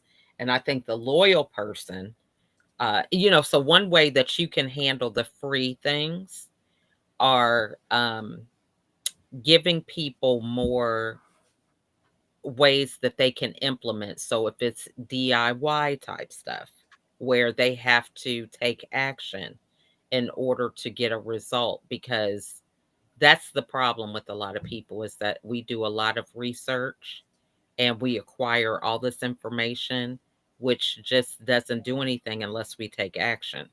And so when you have people that are free, you have to give them things that are low hanging fruit, things that are really easy for them to get a win with the least amount of effort in order for them to just get started in creating a hunger for more. The loyal people are people who already understand their problem and they understand how you can solve it. It's just a matter a lot of times of them having the confidence to be vulnerable and say, okay, I need help with this. So they're kind of on the fence between doing it themselves and getting you to help guide them for whatever that is. So, you have these both in your ecosystem. But the more you get more comfortable with your skill set, the easier you can identify them and, prevent yourself from burning out. Because a lot of people will, if you're passionate about what you do, you can talk for hours about it, like 5 hours on a podcast, right? But the key is to understand who is the person you should be spending that time Yeah. with. And free doesn't have to be money. It could be Right. support. So some people are takers and some people are givers. And Mike has mentioned the concept of the go-giver. We are super connectors. My job in the world, my point of being here is that I love connecting people and helping people. That's why I'm here. So, I mean, obviously there's a limited, I do need to put petrol in the car and pay the gas bill and put food in my belly and pay my Netflix account, but I don't have that many expenses. But sometimes the freebie, Fiona, is a mindset. It's, well, I'm never going to pay you. It doesn't matter what you do, I'm never paying you. Well, why would you help them? Maybe they need help and you can do it as a charity, but you can't put food in your belly and petrol in your car by working as a charity. What are your thoughts here, America? What are you thinking here? How about the third persona, the one that tries to stretch its dollar? So I'm ready to pay you, but I don't see your value at your price point. I'm willing to pay X amount for what you're giving me. Now, this is a trap that a lot of people get themselves into because they then cheapen themselves and the value that they bring if they start entertaining the hagglers. If you're confident that you're well priced and well positioned, I caution anyone who might be struggling. It's like, you know what, I need this work to get me by to my next gig. I got that gas bill to pay. All right, I'll compromise and I'll do it at a fraction of the price. Oh, let's pick up on this. This is good. This is good. How confident are you to sit at the price you charge? I'm extremely comfortable. I've had the opportunity. Well, it presented itself as an opportunity. I had someone who presented a budget up to $10,000. Like, I'm willing to hire someone, and that someone could be you, and I'm willing to spend up to $10,000 provided that you can guarantee me results. Like, hands down, I'm not making any guarantees because I'm not providing a done for you service. I'm providing a done with you service. I need to know that you're invested in this as much as I am. Yeah. I'm here to coach, support, develop the progression of what you're looking to accomplish. And then I can manage on the back end. But I won't make the guarantees. So I love this discussion. If that's your budget, if that's your budget, that's great. I'm open to getting incremental payments as we hit milestones. But I won't lower my price in exchange for what you're calling uncertainty. You're not willing to front load with payment because I'm not willing to provide a guarantee. But if you're going to compromise in how the payments get spread out opposed to how the price gets knocked down. I love this discussion because this is actually a very common discussion for coaches. Look, I don't know if I trust you yet. I'm quite happy to pay people. I've paid, I pay for services, but I don't know if I trust you yet. Now, is that your fault or their fault? And how do you build that trust? So that trust is built through the free content. In our case, we're talking free content. Like our testimonial. Like if you're looking at having me come out and produce an action activity or a project of some sort, you're going to acquire that trust by what I'm exhibiting. My social proof is, in this particular case, I will host and put shows together of my own, demonstrating in different variations. Here's what shows can look like. Here's a show on camera. Here's a show off camera. Here's a show with some, engaging overlays. We can make it as plain as you want or as hyped up as you want. And I do that through the shows that I put together. If I produce something for someone else, provided that I have their consent, then I will, hey, you may want to talk to clients and see what they're saying. I got my Google account set up. People are writing reviews. I've now, we mentioned earlier, what have I learned at the 12-week mark? I've also learned that my guests, they demonstrate a lot of gratitude. Hey, thanks for doing this for me. And I've been selfless up until now, but there's no shame and there's no harm in asking, hey, can you help me out? I really appreciate your sentiment. Are you open to providing some feedback as to what your experience was, your onboarding experience, your pre-live experience? How easy was it working with me? And if you can do that, I'd love for you to share that with my community. And that's where the trust is going to be built, because you have people who have been immersed through that journey, and they can share as social proof what it was to be involved and part of that journey. Yeah, this is actually an extremely good question, because there is indeed a third layer, and that is, look, I'm happy to pay when you prove your value. It's not up to, I'm not a freebie Fiona.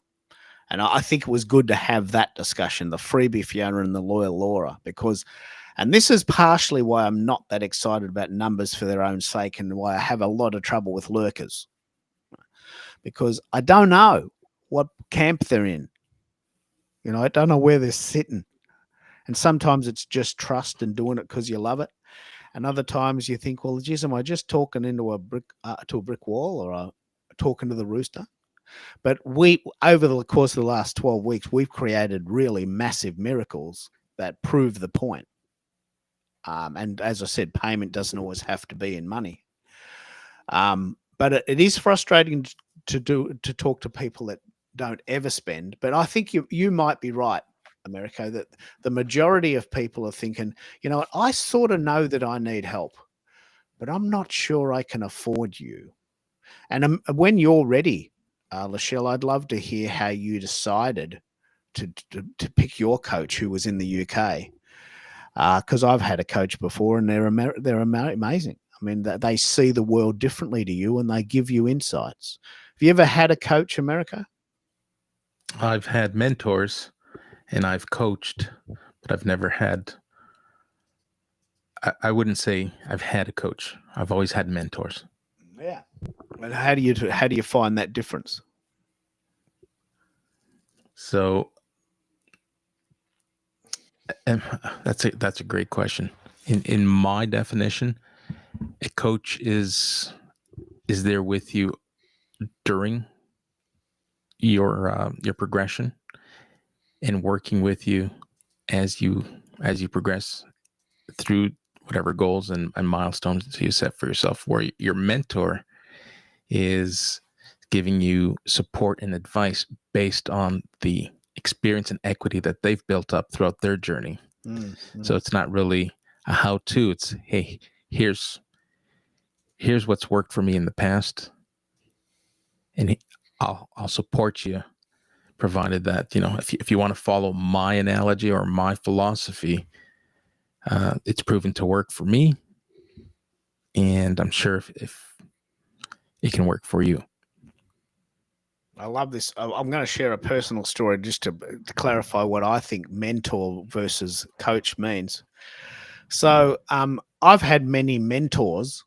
Mentors are people that have done it before me and have helped me do it myself. And the concept of a mentor for me, who's someone is in the field, who has done it themselves and is sharing their knowledge, right? Without any expectations on either side that that's going to be helpful. It's just a pure social experiment. I mean, they're usually very, very beneficial, but there's no guarantees. There's no end game. Right? A mentor is someone who says, "Look, I've done this, and I can help you do it." Like the analogy I used yesterday with the friend of mine who and now is a friend who was working at a radio station who said, "Look, you don't know what any of this is, do you? You don't know what this does and that does, but I've done this, so I'm going to sit with you." And I'm going to help you push the right buttons at the right time, and I'm going to make you sound really good. And because I've done it, I know what I'm doing. Right? And a mentor usually is in the field, is in the industry, someone who's a few years ahead, someone you can look up to because they've done it. Right. A coach, which is a different skill, is someone that says, "Look, I may not have done exactly what you do. I may not even have any interest or understanding of it, but I'm an outside force that knows, a lot about human psychology, and usually a coach is someone that is tackling your mental wellness rather than your business acumen, although that in itself is a highly debatable topic." So on one hand, when I was 16, a guy came to my house, drove me to the station, put me in a chair and said, "Now, if you push this button, this record player will play. Cue up the song and start. And if you push this button, the mic will go on. And if you talk, allow enough time," because they used to do this in the radio stations. They used to actually have, this is pretty cool. They actually used to have the amount of time on the intro. This is very, very cool. So, the song might have a 28-second intro. Right. And the real passion, the real skill is to say, okay, well, say something really meaningful in that 28 seconds. Don't just say, "Here's the latest Police song," and play it. Say something really snappy. And this is why we would listen to radio. You've got 28 seconds to say something really profound. And then you've got to stop because the singing starts. Right? And he taught me to do that, what we call ad-libbing. And he said, "You're not going to get this straight away, but for 28 seconds, just sort of think of something that profound about Message in a Bottle," or which is the Police song I was playing, or, "Every Breath You Take," which was their song that came after that. And just say something profound, make it up. And he taught me that. That's a mentor, right? Whereas a coach, and I'll give you a very good example of this because I really want to play on this if anyone's open and willing to do it. When we had a really, really, really severe, when the lockdown was at its worst, you couldn't leave the house after 8 o'clock and you had to wear a mask everywhere. The restaurants wouldn't deliver.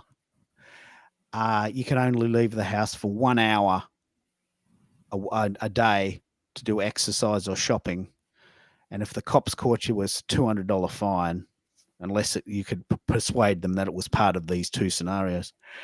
And you got to be honest, in the first couple of weeks, that was really hard. And as we were adjusting, I remember driving on a Saturday night. It was really raining hard, and I couldn't really see, and I had my mask on because you had to wear a mask, and I just freaked out. Like, I got to be honest. We're all friends here. I'm just going to say it. I got out of the car and I stormed off in the pouring rain. And I said, this is stuffed. I can't do this. I'm not doing this. I'm right at the edge of my edge. And I went to walk home like 5 Ks in the pouring rain. And my wife was very, very, very understanding. She goes, "Yeah, okay, this is hard. Maybe you need a counselor, a coach. Maybe you need someone to talk to about this, because I don't know how to help you. I'm going through it too, but I'm not affected like you're affected." So this coach, this counselor, had 10 sessions. She says, "Okay, let's set a goal. Let's just set a goal that maybe gets you started." Right? And at this time, Guns N' Roses was playing in Australia. And my wife said, "Do you want to go to Guns N' Roses?" Like, this is like the next day. And I said, "Look, last night I couldn't even drive to the local shops. And now you want me to go into the city with 100,000 people and go to a concert? It's a big story. You can do it. I want to do it. So this coach, over the course of 10 weeks, I'm very, very, very proud of this on an emotional level. This person took me from a point where I couldn't even check the letterbox to I got into the city and went to a concert with 78,000 people on a Saturday night. And I didn't die. I didn't freak out. Now, that's a coach. That's what a coach does. They take you from a point where you don't know what to do and they help you do it. That's my interpretation of a coach. Now, that's why you pay them, because it's a big skill. A mentor is someone who's done it before and is happy to help along the way, but there's no guarantees and there's no expectations, because there's no commitment, really, if you like. And Lachelle, if you want to pick up on this, I'm very happy to have this discussion. And I'm not expecting as many people to be open about that, but that was a red letter day for us. Like I completely flipped out during COVID, and I couldn't leave the house at the height of it. I just couldn't leave the house. It's separate to the idea that I wasn't allowed to. I just couldn't. I just didn't want to, because you had to wear a mask everywhere, and I couldn't breathe, and my eyes were getting all watery, and I just couldn't do it. Freaked out, completely flipped out. And I know this is a common story, which is why I'm telling it, because I'm sure other people went through this too. But from that point of view of going to this coach for 10 weeks, she got me to take the train just to the next station and buy a coffee. Then go 2 stations. Then go 3. And eventually I got into the city. And about 4 weeks before the concert, I went to the exact place where the venue was. I got off at the train station and I walked to the venue and back, and I worked out where all the exits were. And I stared at the venue, and I said, "You're not going to beat me. I'm coming. Get ready. I'm coming." And I talked to the venue like it was this monster. And I said, "I'm beating you. I'm coming." And I went, and it was great. And we've been subsequently every 3 months to various concerts ever since. And I would never have been able to do that on my own. There's no way I could have done that without the outside help of a person that is not in my shoes.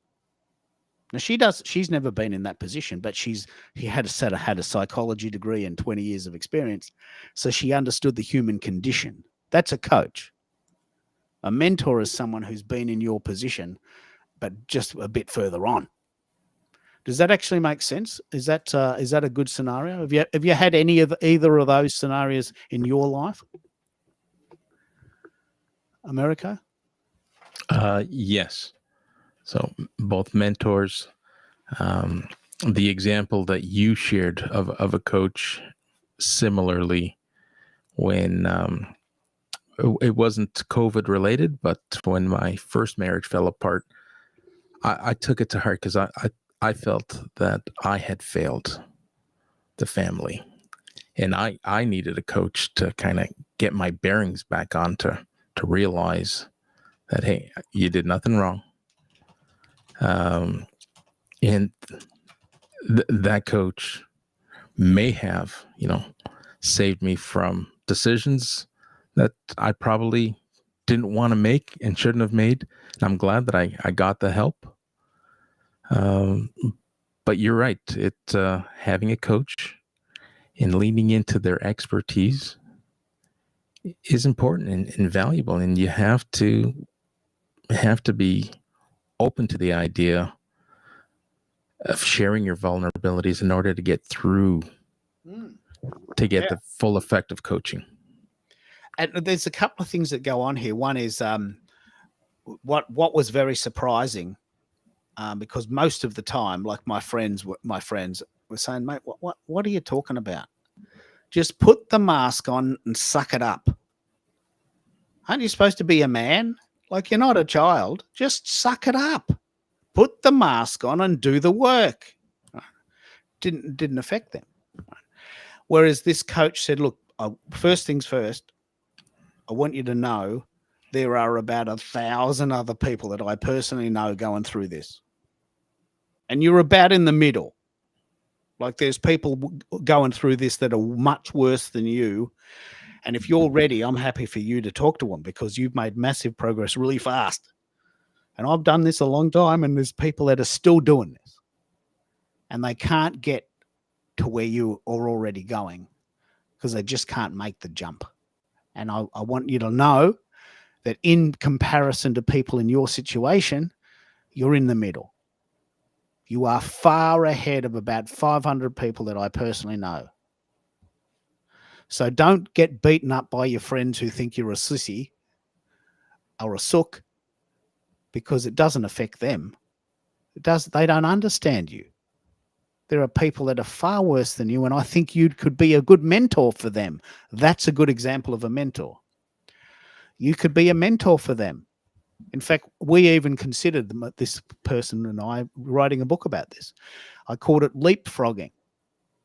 Like, I can't leave the house and check the letterbox, but let's do that. Tick. She said, just go up to the end of the street and come back. 100 meters. Just do it. And congratulate yourself if that's enough for today. Right? And one day you'll be able to go to the station, and the station's a kilometre away, and it'll take you 10 minutes to walk there. Just go to the station. Don't get on the train. Go to the station. Tick, come back. It took me about a year. But each week, and this is why I still do this on Thursdays, each week I do something just a little bit bigger. 2 stations, 3 stations, 4. Go the other way. Go into the city.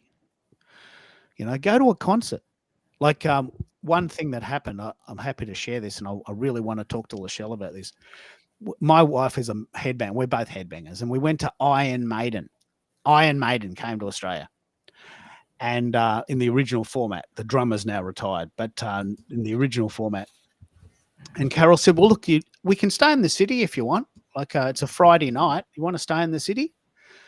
You've made massive progress, but I think we can make a night of it. And I said, I reckon I'll be all right.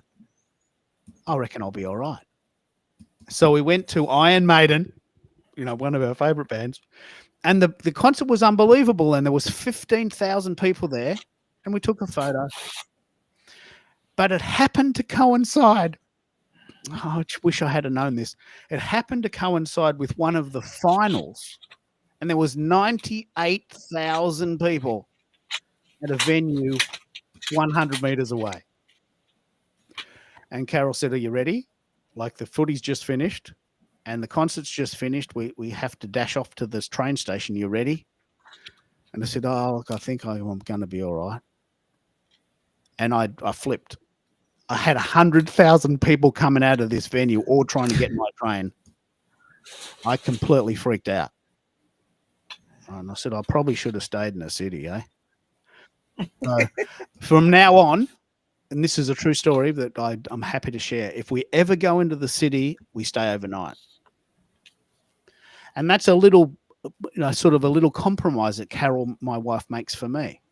She knows that I freak out in crowds. We want to go, and I want to go with her.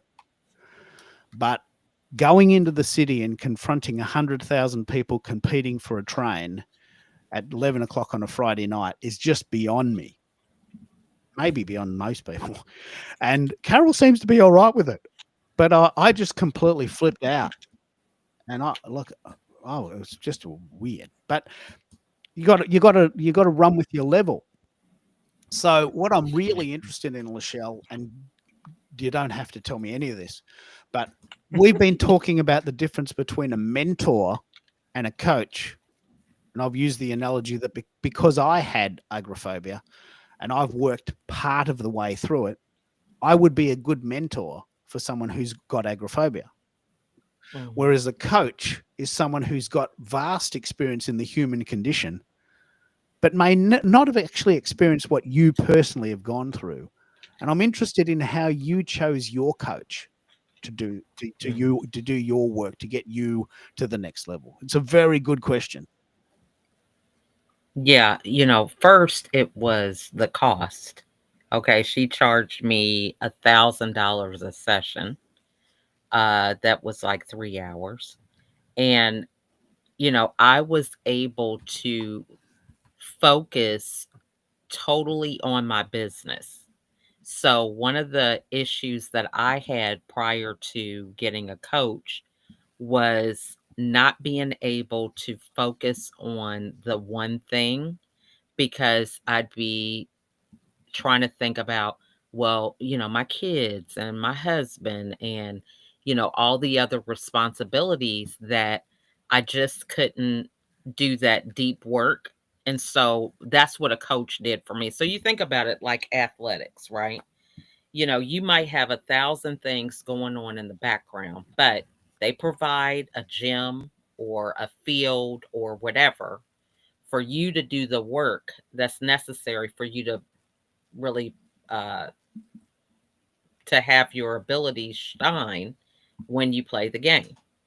And so they're able to provide that focus work for you so that you can, kind of compartmentalize everything else in a different area while you're focusing on whatever your craft is. And so I think that's really what's important. A coach doesn't do the work for you. Um, they don't wear a uniform. So if you're not in the game, nobody is subbing for you. I think that's the main thing. The coach is requiring you to follow your own path, provided that you're clear on what your strengths and weaknesses are.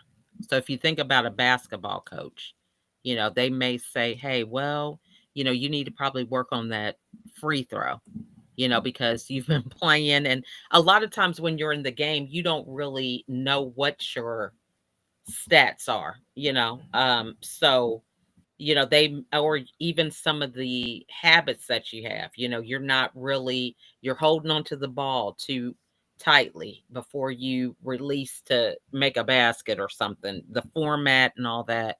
When you're in the game, you don't really notice these things. And a lot of times we practice things wrong.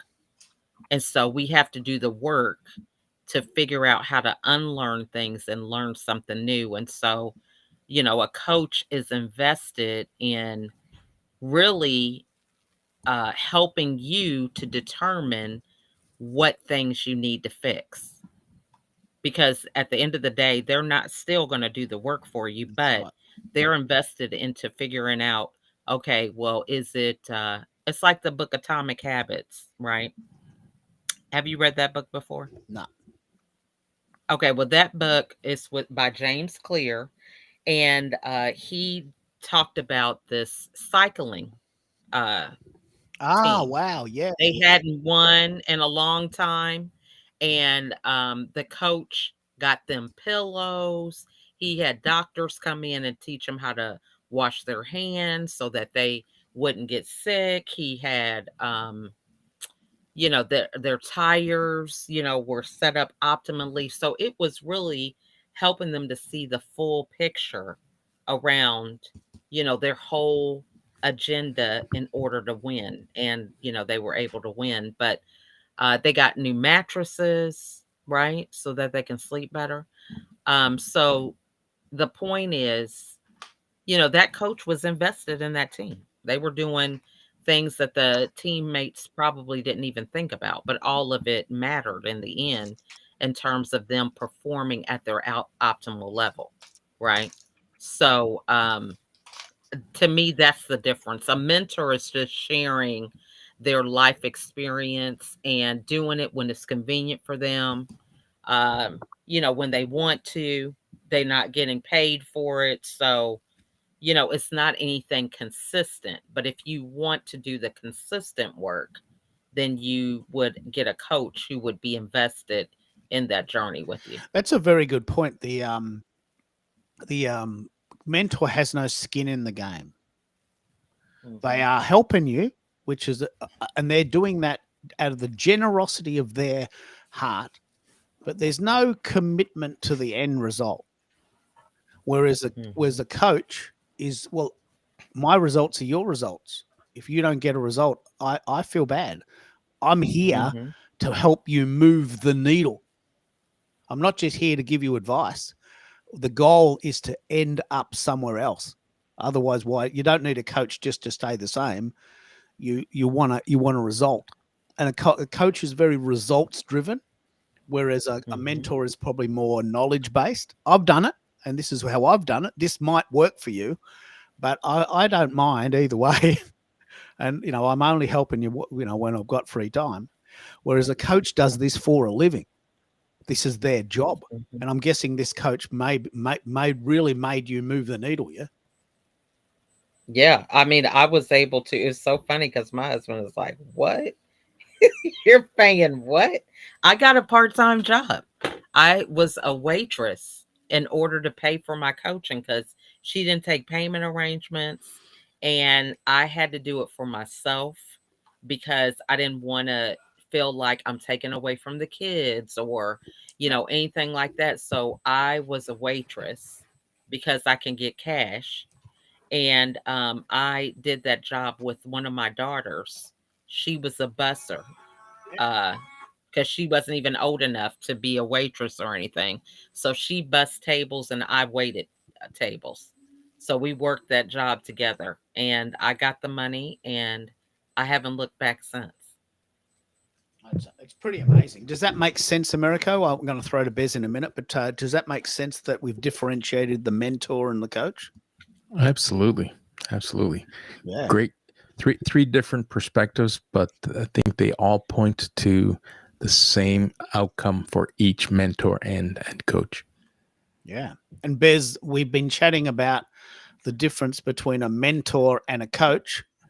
I'd be interested to know if you've had either or both and how you differentiate the differences. We got you there, Bez. Here, I got it. I got my wow, this is a really good conversation because sometimes it's not, you can define it, but sometimes the way the relationship is set up, it's a cross between both. So you have to know the difference. Just some things. Yeah, I've had a coach before, and it was I definitely invested it was definitely an investment for a whole year. Actually, they even extended it an additional 6 months. But I was looking to how do I make money online and how do I do it through launching virtual events. And when I was approached to be a coach, I was ready. I actually was. Now I wasn't polished, but I was like, what the heck, I showed them my program. I gave them a link, and I, and I gave them a link, showed them my program, but they had known me. They knew what I had done. I volunteered, but there are differences. A coach. Let's just say some of the. Let's just go through some of the core differences. So let's just talk about the focus part. Okay. So a mentor from the focus aspect is going to be like more about long-term growth, maybe have some personal development, career trajectory. A coach is going to be more like short-term specific goals, performance. Like, they want to know, hey, what is your improvement in your performance, right? A mentor can be sort of like a long-term thing, right? Where it's a little bit a like different a teacher. relationship. Like a Yeah. like a teacher. Exactly. And many people who reference teachers that gave them the wink is because they felt they were like a mentor. They believed in them, and things like that. Approach. Let's just talk about the approach part of it. A mentor, and like I said, some of these can cross over, but a mentor can, share wisdom, some of their experience and even their advice from their journey. Now, don't get it wrong.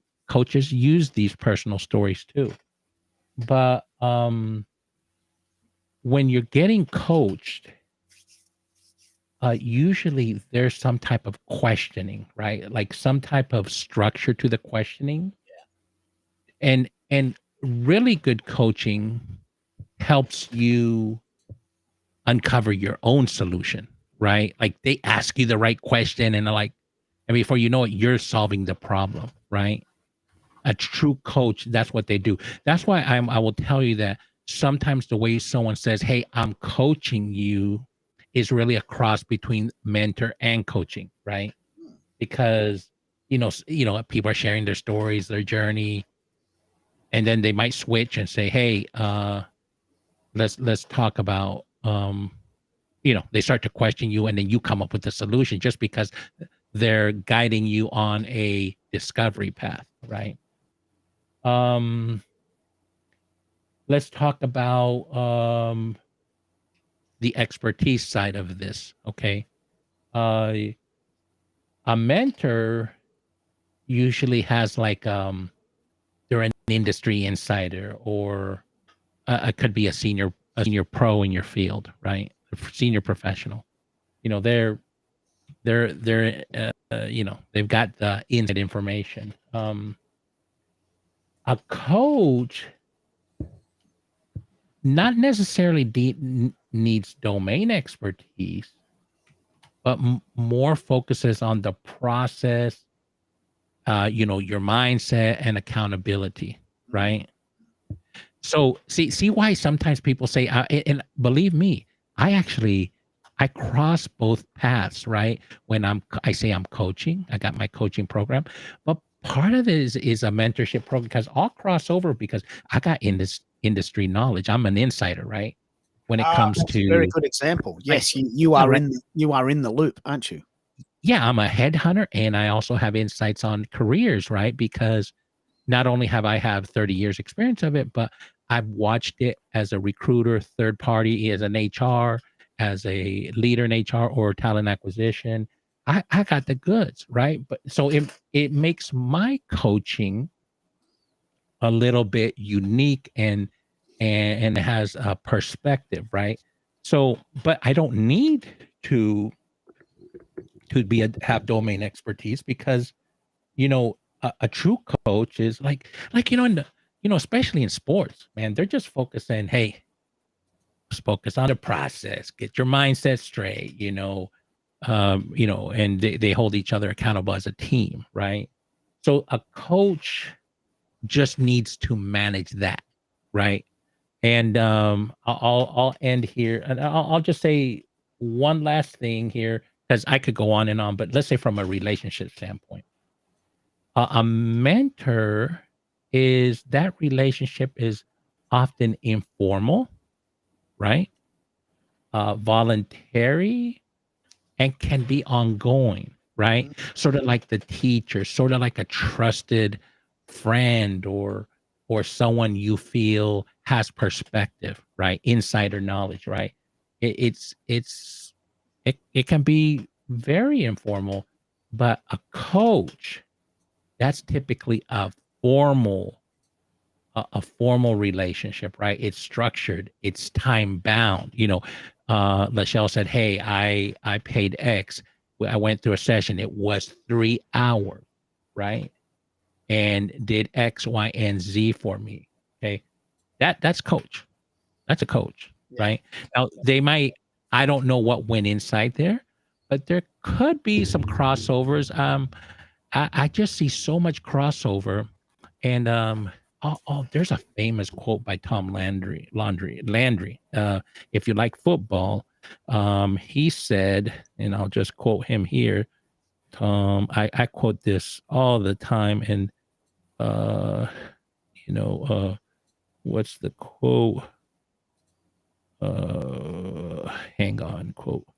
So his thing is, he had this famous thing that he says, oh man, it's the best thing on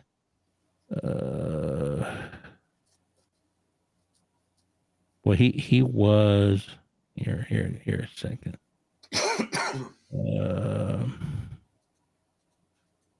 A coach.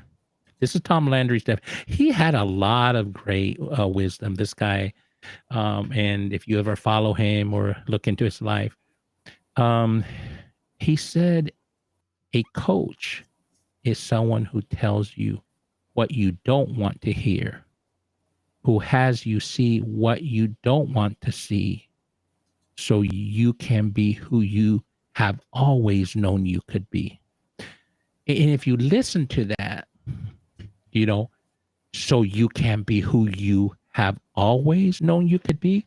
If you go down, if you remember one of the definitions when we talked about what the coach does, they help you uncover your own solution, right? So you know it's within you, right? They help you bring it out.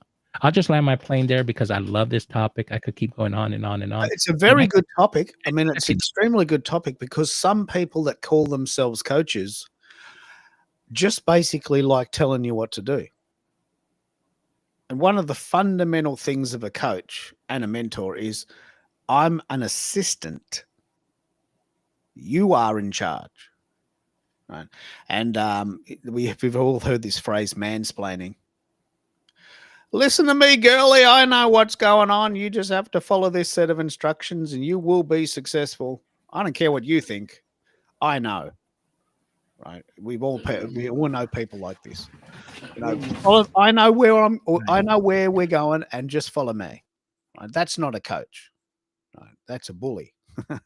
So a coach is someone that says, well, you know, you are better than this. And I'm here to help you ask the right questions and find the solutions.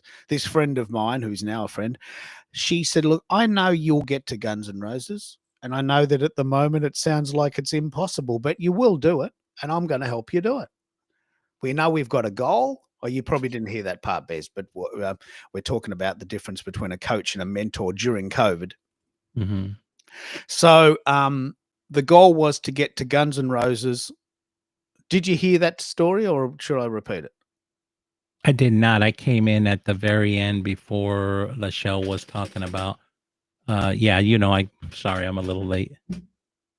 So the conversation about mentoring and coaching started with me sharing that when COVID happened, and you know this because we're friends now, I could not leave the house. Even though I was allowed to, I couldn't. Because I'd been locked inside so long that I got used to it. So this friend, this coach that I went to, this counselor said, look, let's set a goal that's a little bit outside your realm, but not impossible. Right. So I said, okay, well, wifey wants to go to Guns N' Roses in December. It's now March. I can't even check the letterbox, but let's see if we can get into the city somehow. Right. It seemed like an impossible goal at the time, because I couldn't even leave the house, right? But she said, baby steps. I just want you to go to the station and congratulate yourself and maybe buy a coffee there and come home. That's all you have to do today. You know this because this is what I do on a Thursday, right?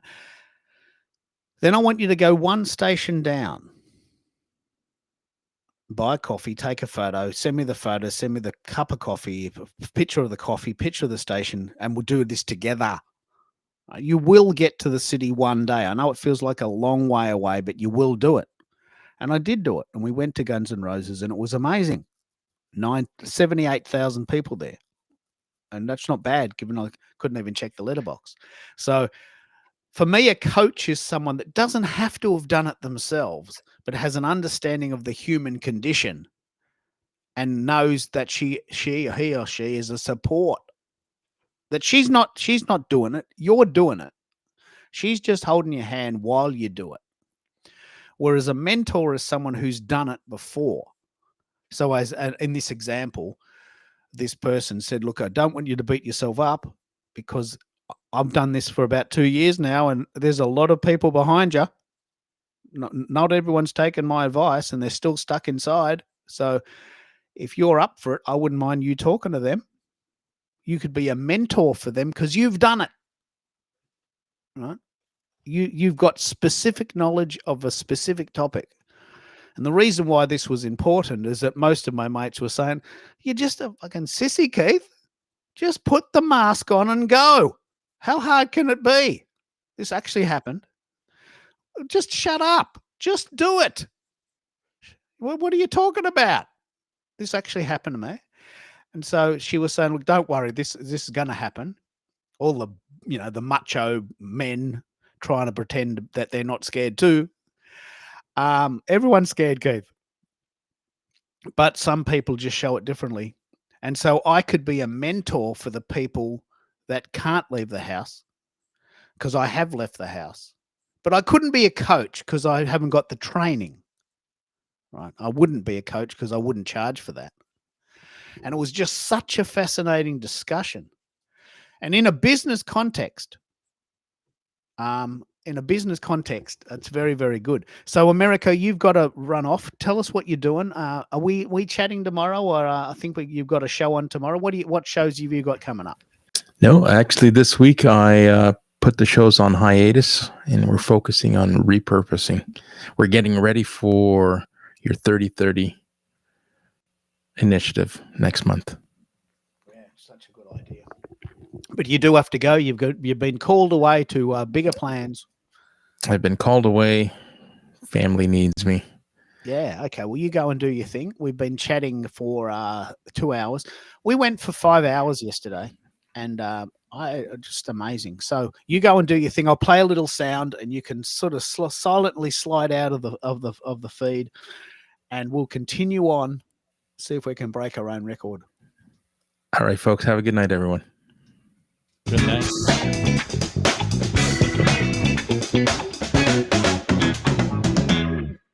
Okay, so what we're doing now, this is part 2, or is it part 3? I think we did part 2 at 30 minutes. But yesterday went for 5 hours, and the reason it went for 5 hours is because we had fresh information at various times. So yesterday, and just for Lachelle's sake, why don't we break down what we talked about with Substack? Because Jim is an absolute expert at this. And it's quite coincidental that you both live in Atlanta and Jim is in Atlanta. So it's not inconceivable that you could get together about this. So what was your takeaway about Substack, Bez? And what do you think we can learn from that? Ooh, man, it is an amazing ecosystem. You can live stream. You can hold somewhat of a community in the chat, because you can lock down the chat, and when you go live, only people who have certain levels can actually converse with you. It seems like I've been looking into and connecting with people that have gone from 0 to, in 3 months, quite a lot of built their list. And so that's amazing. And so I'm excited about that. And anyways, it's just one of those things. So I mean, I could go on and on, but let's just say the live streaming part, the repurposing, the build your email list. Well, one of the things we did talk about, Bez, this is very, very important. I know you missed this. We'll reiterate. This is very, very, very important. And we're at the, just in case you want to come back to this, we're at the 2 hours and 18-minute mark about this. Substack has 3 main levels, and they're built in and they're pre-formatted. So you don't have to decide what you want to charge. It's already pre-formatted. You can change it if you want, but you've got recommendations. And I've just sent you a list of these. And Lachelle is in the process of building out her paid services. So the first level is free for readers, and it's free for people to subscribe, and they can take your content in, and it's where we probably all start. There's a paid version where people pay you a recurring fee to access your paid content and your archive.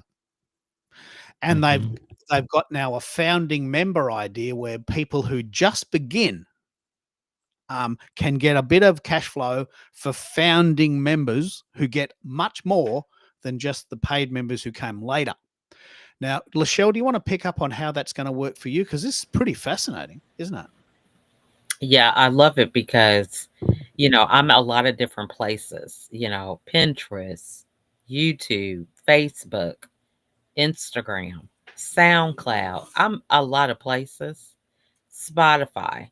And for me, I'm able to put all of my content in one ecosystem that's already pre-designed to create monetization for me. I think the other thing is that it is with an audience that is seeking content in the format that I am giving it to them. So, like, this company was designed for writers and for people who wanted to build community with their content. So, when you send someone your content on a free situation, like, sending them your link or profile, if they're interested, they'll subscribe. If not, they won't. And so it's already vetting people before they get to your content. And then once they get to your content, you're able to have the free option or the paid option. Um, I love the fact that, I did a live today for the first time. And when I got done doing the live, it probably was about maybe an hour. I'm not sure. I had some calls afterwards. But when I went back to check, they sent me an email with 8 clips that were already formatted with captions and everything. It was sent through email, and then I also got it as a text message for my phone. So I was able to They're doing the work for you. download. They're Yeah. doing the But work wait, for you. wait. This was Substack. Yeah, Substack. So you built you did a piece of content and then it chopped it up for you. Chopped it up for me. 8 different videos. And they is it range from 24 seconds to 1 minute and 5 seconds. And I only looked at a couple of them, and they finished a complete thought. Like you get these clips, and they'll do them for Cut it you, off, but yeah. they kind of don't make sense, or they cut you off Mhm. in the middle or something like that. From the ones that I viewed, they were very clear in the complete thought, of whatever it was that they were clipping. Oh, So this is what we need. I put it in my if you're on my list of subscribers, I just put a clip in there about an hour ago. Okay. Ooh, I'm Uh, gonna check it out. Yeah. but that was just one of the clips that they did. I did one, but like I said, they gave me 8. So I'm gonna be, putting them through our chat. But that was a game changer for me, because how many different platforms are we on trying to do all the things? Now, I do a lot of organic content, like what we're doing here, because I just don't have time to edit. I feel like there's so much gold in doing things in real time that I don't know. I just kind of lose my zeal to go back and Yeah. look it up and It's a stuff like it's that. a different headspace. It's a different skill, isn't it? Yeah. Yeah, I mean, you really have to be in the mood for that, and I just like creating. That's just me. Now maybe, but I'm learning to enjoy the other side with putting my content on Mm. Substack. Mm. So that's been a thing, because Well, now I'm working on taking content from other places, because I'm able to create the story that I want on Substack, and it makes sense, right? If you're everywhere, like, you'll get an idea, you'll put it on Facebook or LinkedIn, and it may not translate because people know you at different phases. You know yeah. what I'm saying? Yep. Yep. So with Substack, you can kind of walk them through. When they go through your archives, they're going to be in a way that you've curated that makes sense. So that's what I'm excited about.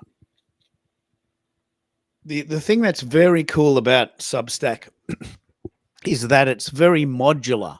And what I mean by that is you can start, and what happened on Monday was we did this show with America, went 22 minutes, and that created a blog post on Substack. That Substack blog post has had more views than yesterday's show. So the blog post took me 5 minutes. It's had more views than a show that went for 5 hours. Now that doesn't seem very fair, but it's not going to take me very long to realize that maybe I should need to shift my focus.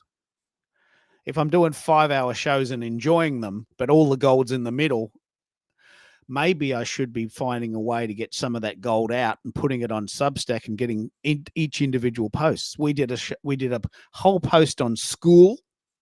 We did a whole post on Substack. We did a whole post on mentoring today. That whole discussion about mentoring could be a blog post, right? But it's sort of in the middle there somewhere, right? We've got to extract it. But imagine if Substack did that for us. I can't wait to try this. Imagine if we're not currently live streaming to Substack, but if we work this out, if we learn to do this format on Substack, which is possible, it will do the work and create 8 or 10 clips for us. And each of those clips becomes a separate blog post. Yeah.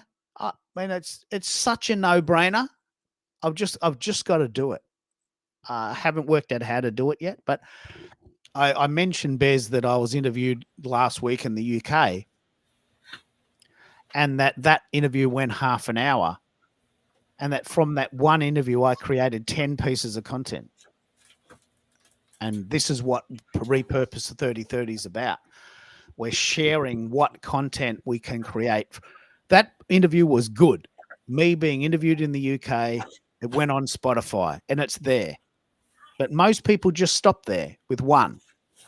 I deliberately spent a week doing 10 variations on that one piece of content. And that's 10 new versions of the same thing on different programs for different people. And the Substack post is actually my number one post at the moment. It's my number one post. So that I would have just completely lost that audience had I not have done that. Can I ask you a question? Yeah. How much does Substack take? Do you 10%. remember? 10%. Okay. But they bring people to you. But they don't charge anything. What's that saying? Yeah. Well, They what bring they okay. No, what's that song? The milk, bring the milkshake to my yard. What is? How does that go? Yeah, that song you're Substack, talking about. yeah, Substack's the milkshake, or I don't know what brings the boys to the yard. What? Yeah, you're right. You're right. Yeah, I feel what you're saying. Okay. We've got a lot going on behind the scenes, y'all. So I'm like all over the place. It's crazy. But yeah, it's crazy. My husband has an Airbnb, and someone rented it out, and they were fighting. So we have the next door person who had called my husband to say that they were fighting. And my husband said, "Hey, we have no tolerance. Just call the police." So when they got off the phone from calling him, one of the people that they were fighting with drove their car into the property. It's crazy. Your property? Yeah, into the Airbnb. Yeah, so it's like completely the car went through the thing. And then it was a 2-story. So the top level when they went through crashed down, and one of the persons inside has broken ribs and is bleeding and everything. I mean, it's just crazy. This is just Today? crazy. It happened today? It's going on right now. So that's why I've been like back and forth. Oh, But shoot. it's crazy. But yeah, so you were telling me about, but I'm saying, this is my life. Not that something of this magnitude happens, but It happens. this is just, it's always some adventure, I mean, seriously, people think I make stuff up, but I'm telling you, It's crazy. It's it's always something. You know what I mean? Uh it's just, nonstop entertainment. So that's just kind of how I look at it. But I mean, if we're talking like major stuff that happens behind the scenes and people, if they only knew. But Mhm. you were saying about how they bring the people to you. I think one of the things that I appreciate about Substack is that they're focused on just getting emails. They're not trying to do anything extra. They are focused on building your email list. That's how people get into your ecosystem, and they give you all that information. Like there's some different platforms that you're on, and they kind of guard stuff, and you got to pay more to get more information, but they're just not like that. So I think that's another thing that I appreciate about that platform. Wow. Some of these creators got it figured out. There's this one named Anna Kalin with a C, Kalin. My goodness. How to grow today. How we grow today is her thing. But I guess Wait a minute, is she the one you're talking about? Somebody on Substack? yeah. And she just and she said something like she was in her 60s and No, this has a yellow background. Her name is Anna Kalin. Man, it's just like amazing. Some of these people. how I'm do you not even spell sure. her last name though? I found Calin. She's got 64,000 subscribers. Because I'm thinking I interviewed her before on my podcast, but her name was something else. Yeah, so I got to figure out if that's the same one. She doesn't look 64. Yeah, does she wear glasses? No. Let me give you her. She's probably a Gen Z. I reckon she's a Gen Z. Okay, well, yeah, this isn't the same one, but there's a lady named Anna. Here. Let me how can I send this to you? I found it. LinkedIn. Okay, Yeah, you're gonna put it. Here, I'm gonna put it in the private chat too. Here. Okay. Go to that one. She's probably a Gen Z. 44 creators told me how they got their first 100 subscribers. Okay, yeah, no, that's not the same one. Yeah. But go look at her. Go look at like when you hit upgrade. Like look what she has. I'm gonna like take a screenshot of this. Look how she has her thing on what she offers and what she charges, right? And shoot, I do some career stuff here too, man. Or drive them over to my school community or something. I don't know.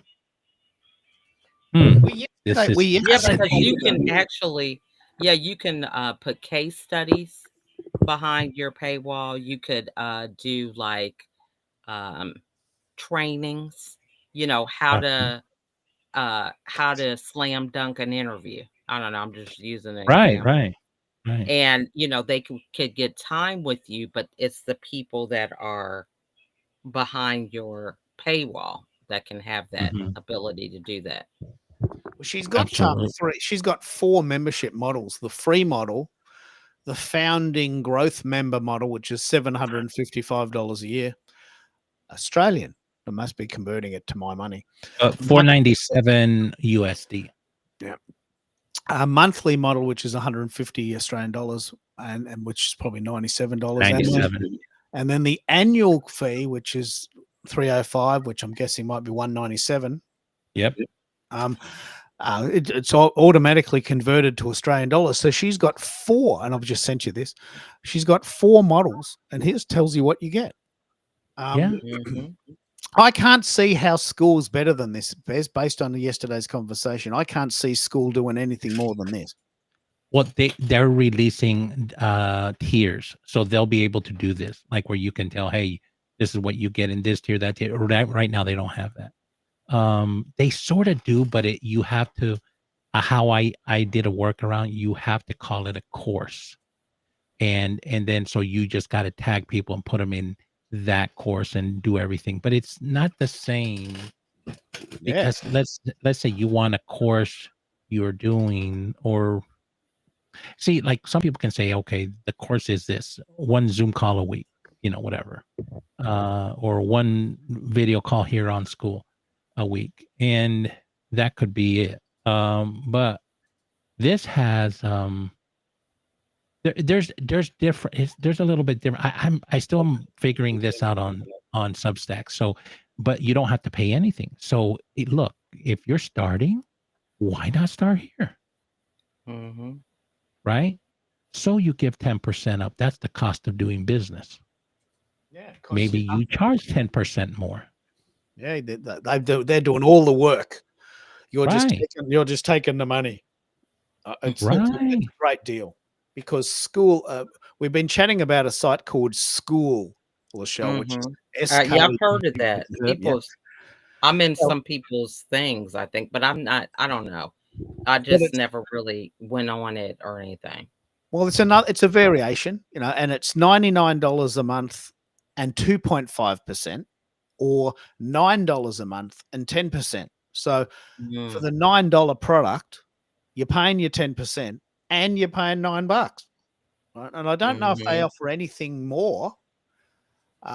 Jim seems to love it. The guy that came on yesterday, he seemed to love it. But I don't know what you get for your $9 because it looks like Substack's got everything you need. It's like a mm. one-stop shop, isn't it? They had me today with those videos. I was like, I could not believe it. Because I'm just thinking it's rendering the video itself. But and then you can edit it if you want to. So like when you get ready to uh close up the live, it gives you the option, which I didn't go into that because I had other stuff going on, but it gives you the option to where you can edit or something. I don't know what that looks like because it was just two options. You can either post it or edit it and do later. I think it was something like that. And I just went ahead and posted it. But then it takes a minute for it to populate. Now, and then you do like you put the title. Like I when I said that I was going to do it, I think it was like 11 something, and it has a countdown. So like if you are looking at my content, it will show that there's a countdown for my live that's coming. Yeah. They emailed my list of people. So when I was getting ready to go live, it still had the counter going with, how much time. Oh, and then also when you set up your live, they give you the opportunity to practice. Yeah. So they have it where you can go in there and practice and everything to get ready for your live. So, I mean, I'm just saying, y'all, it's good. I think So it's yeah. no. You go, Des. Go ahead, and then I'll go after you. Well, I'm really interested. Substack seems to me, and we have to be very careful. We can't do everything. But Substack for me seems to be the very, very natural extension of everything we've done. It's free, so it'll cost us nothing. They simply take 10% of what we make with them, right? So that's a very fair deal. You're still making 90%, and it'll cost you nothing while you set up. Sites like School and Heartbeat and Circle, they charge from day one, whether you make money or not. And they don't care if you make money, but you just keep having to pay them. And then they probably do care if you make money, but I don't think they're helping you make money. There's no courses on how to monetize. They just Yeah, they do. they do. Okay. They have So their let's own community called Schooler. they Yeah, do. They have a community called yeah. Schoolers where they help you monetize your school. Yeah. They teach you. Yeah. Mhm. Okay. Well, that's good. That's worth $9. But you can't do everything. And I Right. think that this is partially why I do these shows. We as creators have this habit of wanting to be everywhere for everyone. And it's a very, very good skill to learn, to focus. And it's a very hard skill to learn. I think if I had to choose, I would focus on Substack, get that right, And if it turns out that the school's got some other things, I might try that later. But I don't think you can do both at the same time. You're splitting your brain in half. Would you agree, Mhm. Lachelle? I mean, I there comes a totally time. agree. Yeah. There comes a time when you're just doing too much. Yeah. And I feel like that has been a game changer for me because I can always come up with some ideas, but it's the implementation. So, like, I used to feel like if I'm a coach and I have these ideas, that I have to be attached to the ideas some way. Like, is it behind a paywall that I have these ideas or something like that, or do I have help them build it? But when I learned that the ideas are to inspire other people to take action because they're going to do it because they're passionate about it, then that just was a game changer for me because I felt like, I can actually give these ideas away to people that are going to take action with it. Yeah. That's just been a game changer. But I feel like when you're doing that for other people, it's like the person who is a hairstylist and they're doing everybody else's hair and their hair looks a mess, right? So it's one of those things that if we don't factor in the time to uh, focus on our own business, Yeah. we can get lost in the creation all the time or certain aspects of our business without being able to see the full picture. I totally agree. I totally Mhm. agree. So, what I'm really interested in is this is the Anchor Day series, and Bez, I started the show by asking the question, "What did you get out of this 12-week process?" And I did some sort of soul searching, and there's three things that I got myself from this. One, we discovered Substack. I discovered It's it. not even done. There she is. It looks crazy. Oh, I mean, one's bigger than the other. Is somebody on there? He's from Australia. Wait, where? He can't even see me. I know. Oh. But he can hear you. Oh, hey. That's my daughter, Victoria. He's from Australia, and then he lives here in Atlanta. Okay. Mm-hmm. Wait, is Australia where it's like they have the like luminescent lights or whatever? Can They you have hear aliens. Can you hear her, Keith? I can. Yeah. Okay, so she asked a question about the lighting or something. What'd you say? The like luminescent lights or whatever? Have you heard of that, Keith? The Southern Lights. Oh yeah. Yeah, the I want to go Aurora. there. So I want to go there. I saw it on TikTok. The Aurora. It's called. Yeah. Be careful. Be careful what you see on TikTok because they have boxing kangaroos. They just Yeah. might knock you out. Yeah. What? No. Look it up on TikTok. Bobby, what? That's crazy. Australian boxing kangaroos. So she's 26. That's my 26-year-old. So in that story, the Aurora, which is the Mhm. Australian version of the Northern Lights, we call it the Southern Lights. Okay. We do have them, and we live near the beach. But in order to see them, you have to be awake at 3 a.m. Wow. But they do. It does happen. This does happen in Australia. I can send. That's a generic picture I'm sending you. But so the question, Bez, was, what were the three things you took away from this 12-week block? Because this is the last show in this series. I'm having a break in October, and then I'm coming back with a new idea. And my gut feeling moving forward, based on the study that I'm doing, is I'm going to have a break from doing the show in my winter, because everyone in the Northern Hemisphere is in summer, and I've had extraordinary difficulties getting people to come to this show. Most of the time I start the show, I talk to myself for about 20 minutes. So I'm not a big fan of that. So that's the first thing. But so the three things that I got from this show in this 12 weeks since July is, one, we discovered Substack.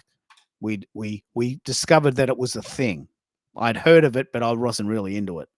And the community as a whole has been very, very, very good at helping each other get sorted on Substack. That's the first thing. The second thing I learned during this time period is that I mastered Suno, and I'm really into it. Like I've got the pro version. I could teach it. I'm so good. I'm really good at it. Like I can tell you that because I just got it straight away. I'm not going to teach it, but I could teach it. And I've written about 50 songs this month alone in September. It cost me $10 a month. That's the second thing I got from this process because Americo got me inspired by it. And the third thing we've talked about, and I've got a screenshot for this, is that I don't like in-person events. I can do them, but I don't love them. And only by doing this show did I realize just how much I love online events. And I coined the phrase, in-person events are my favorite vegetable, because I can eat pumpkin, but I don't like it. And pumpkin is sort of like my analogy for in-person events. I can do it. I won't die, but I don't love it. I don't mind doing it, but it's not my favorite. So if Carol cooks up a big plate of pumpkin, I can eat it under sufferance, but I don't like it. And sort of in-person events for me is a bit like eating a plate full of pumpkin. Maybe it's good for me, but I don't like it. And that's my big learning in this 12-week period. I really, really thought, and I've been meditating on this every day, I really thought that I was doing the show because I didn't want to leave the house. But the truth is that I love doing the show. I love it. I feel alive when I'm doing the show. And when I go to events, I feel like it's homework, like I have to do it, like it's a chore, like mowing the lawn or, putting the washing away, washing the dishes. It feels like a chore to me. Whereas the online events, I love doing them. Now, with that in mind, what do you think your 3 takeaways are in the last 12 weeks? You may not have defined it that way, but since I got back from Japan, what are your main learnings on this show that we've done?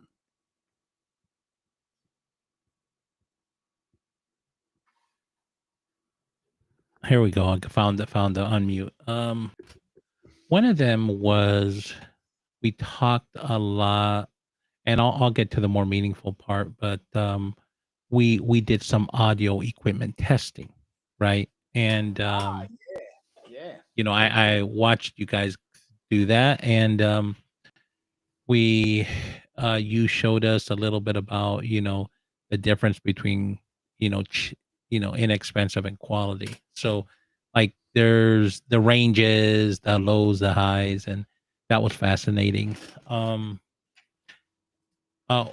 of my biggest enlightenments is that I didn't know you took 10 years of music theory. That was crazy. Yeah. Okay. Yeah. And so with that being said, I asked you, do you have perfect pitch? And you said, no, I have relative pitch. And I go, what the heck is relative pitch? So I learned something new, right? I did take music theory for 2 years in college and hated it. It was an 8 o'clock, 5-day-a-week class that I only got 4 units, right? And I took it for 2 years and I struggled just to get a C. And it is very mathematical, if you ask me. And I hate math, so you didn't see me taking calculus in college. Your approach to music theory might be the same as my approach to reading. I hate reading. I hate it. I hate it. I hate it even worse than pumpkin. So I can read. I'm not illiterate. For a very long time, I actually thought I was illiterate because the words didn't make sense to me. I'd read them and I'm thinking, I don't get that. I saw the words and I played them out and I even read them out loud, but they just don't make sense. What are you talking about? I'm not illiterate technically. I can read a stop sign and a phone bill, but I can't read anything very profound because I don't understand it. My brain just doesn't compute that. And that's possibly called dyslexia. right? But you probably have what's called aphasia, or there's a word for maths. There's a dyslexia for maths. Oh, no, don't tell me that. There's actually a dyslexia for maths, and people, very, very famous people, have got, they just can't add up. I can add a little bit with a calculator. So yeah, I learned that about you. I thought that was enlightening. I got a lot of satisfaction and joy finding. See, Keith, next time when you ask people, when you meet someone, say, tell me one thing that not a lot of people know about you. Because then when it comes to you, you can say, I took 10 years of music theory. People are going to go, what? Yeah. And you can tell them, I know how to compose songs. I was in a band. That's you're a fascinating person, Keith. Yeah. And yesterday when we talked about this, yeah, I mean, I wrote a jingle for the next file. I'll play it now. Actually, I wrote this jingle, which I can do for you. Okay. And it took me 10 seconds to write this jingle, but I know for sure, because I've done it, that when I wrote songs, I would have to sing it into a cassette player. I would have to go home and come and work out what I'd done. I'd have to put it into a 4-track, a little gadget with 4 inputs. I'd have to then give it to a studio. They'd have to then record it. I'd have to get a singer to come over the top and sing it. I'd have to get my mate to come and play guitar, and I'd have to then master it. And that process took me 1 month and $500. I know that because I've done it. I've done it. So I guess that does give me a unique perspective on now. On a whim, yesterday, for fun, I wrote this 60-second snippet, which will become the theme song of my new show. It took me 60 seconds to compose it, create it, and edit it. Listen to this. This is amazing.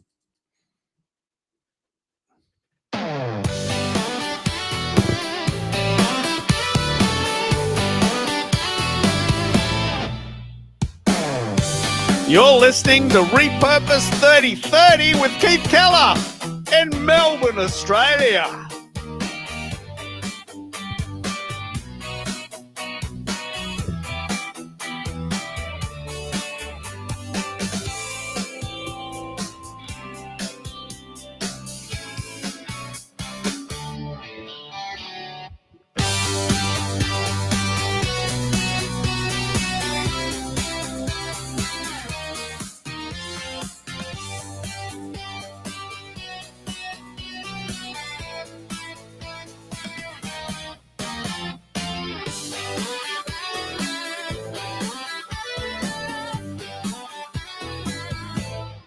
And welcome back.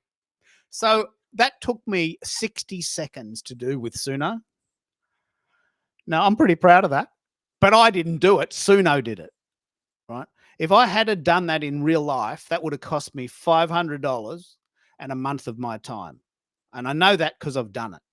And I guess that does give me a unique perspective on songwriting. But that's a completely functioning theme song now, isn't it? There's a little snippet that goes 7 seconds, and then there's a 60-second version, which I might play at the end of the show. And it sounded like it was on the radio, didn't it? Without the words. It sure did. You know, that's CD quality. So you're right. That 10 years of music theory has served me well. I can tell you exactly how I did it, but you won't want to know because it's all mathematical. So that's the first. That was probably the highlight of the last 12 weeks, really mastering Suno. And what I did was I looked for all these really cool free things on the internet. I thought, no, I'm just going to make it myself, which fits into the idea of should you pay people to do things or should you just use AI? When we've done a whole show on that. So you said that the most important thing you learned was Substack, that yes, there is such a thing as a music theory. And you also really enjoyed the discussion between the power of paying for proper equipment. Yeah. Yes. Mm-hmm. because I myself have invested in some. So, it to me, I mean, you sort of pushed me down that rabbit hole. So, got that to thank you for that because you made me unbox my stuff. Yeah, And I think that is true. We got you to unplug the at least the Go Accelerator, but XLR. you probably haven't Yeah, tried the Focusrite yet. I have it. You're right. I haven't. I need to set it up. But and this is, I mean, it does feel weird. Like I'm feeling a little bit of withdrawal. I feel like the last day of high school. When everyone gives each other a hug and you go, "Oh, we've been friends for 6 years, and now I'm gonna go." It feels like that. Right. I actually left school in year 11, so I had like a mini version. Just whipped around whip around the school on my lunch break. Sorry, guys, I'm leaving today. Oh, well, okay, no worries. We'll see you around. You're not getting a present though. So yeah, but you see these big pictures, to Sir with Love. You've been at the high school for 6 years, and everyone's your friend. And I sort of feel a little bit like that today. But what I've noticed, a little bit what you've said, Bez, I have got yesterday's show went 5 hours. I've got gold inside these shows that I've got to find out and extract them. Right? And I think it seems a bit of a shame to do these really massive shows and let them just sit there. And, that's all I can do because there's only one of me. But I'm going to spend October researching, Crisp and Otter and Descript and Treble and, all these great sites. I'll try them. I won't tell you about them unless they're any good. I'll work them out. And that's the thing that I got from this sprint, that I'm very good at getting inside under the hood. Right. So I worked Suno out. And for anyone who wants to know how it works, I can tell you. I'm not going to force that on you, but if you want to know, I can tell you how it works because I worked it out. So I'm going to spend October working out all these sites, and then I'll come back on the other side and I'll say, I tried these ones, which might suit you, may not. I'm not going to force them on you. And that's why I think, from my gut feeling, is that I don't think our community needs school yet. I don't think so. I don't think that school has a sufficient use case to warrant using school and Substack side by side. They are complementary, but we've only got one brain, and there's only 24 hours in the day, and we got to sleep sometimes. So I think it's probably a bit much, but Americo is listening in the car. Like he's so into this show, he's put it on the radio. So we actually are, in a way, like he's like listening to the radio. This is my fourth thing I listened to from the car. I got to tell you that the fourth thing we never discussed was that I still hate email.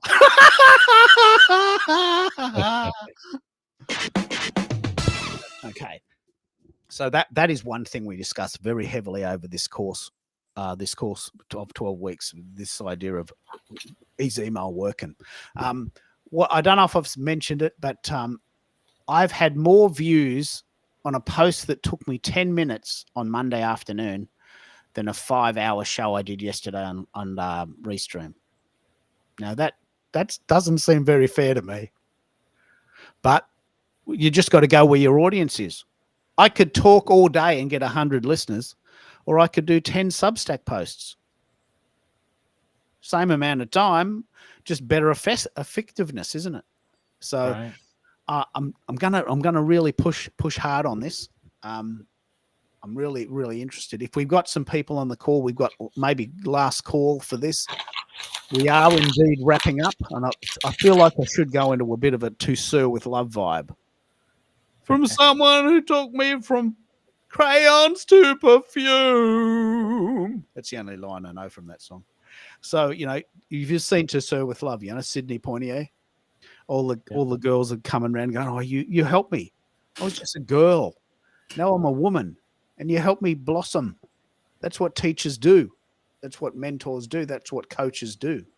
So it's not the end. It's just the end of this phase. And it does feel a bit sad, but I did a poll yesterday to consolidate this for me, and it turns out only one person voted that they liked winter. No one loves winter, right? No one loves winter. Maybe in Atlanta, winter's all right, but we've got 100 votes. Only one person said they liked. Two people. Wow, two people now. Two people said they loved winter, but most people love summer. And to your point, which we've made several times in the last couple of weeks, why would you sit at home listening to some Aussie speaking when you could be out having ice cream? You know, if the sun is shining, you should be outside, right? So I think from moving forward, I'm not going to do my shows in winter anymore, my winter, because it's your summer. Yeah. And most people are outside, and I can't get people to come. I can't get a lot of people to come.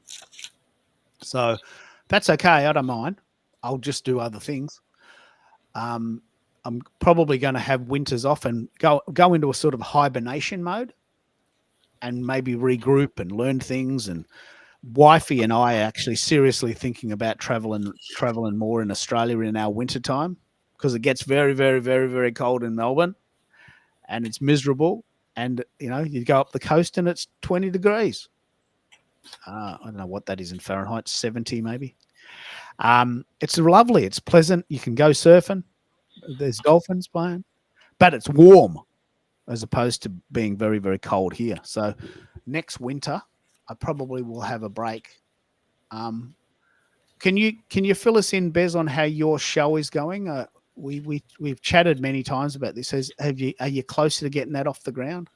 Yes. I was going through them and organizing them, making sure that I have and something I'm gonna do, Keith, because I've recorded 8 people. Now yours is extra long, right? And if you need the recording, I can give it to you. I think you chopped it up already. Yeah.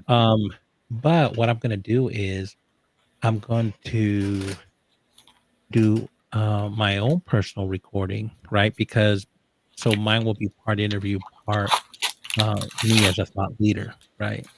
And I'm probably gonna I've got 8. Well, easily I can do another 8, right? Or content to in between. So interview, then my solo show, interview. So if I've got 8, I could potentially have 16 to launch. Hello? Can you hear me? Yeah, I got you. Lachelle's just taking a call. I gotcha. But anyways, that's how.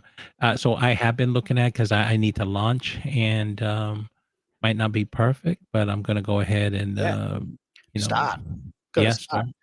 You got to learn to suck before you get good. Mm-hmm. You know, and Gary Vee would be the first to say that.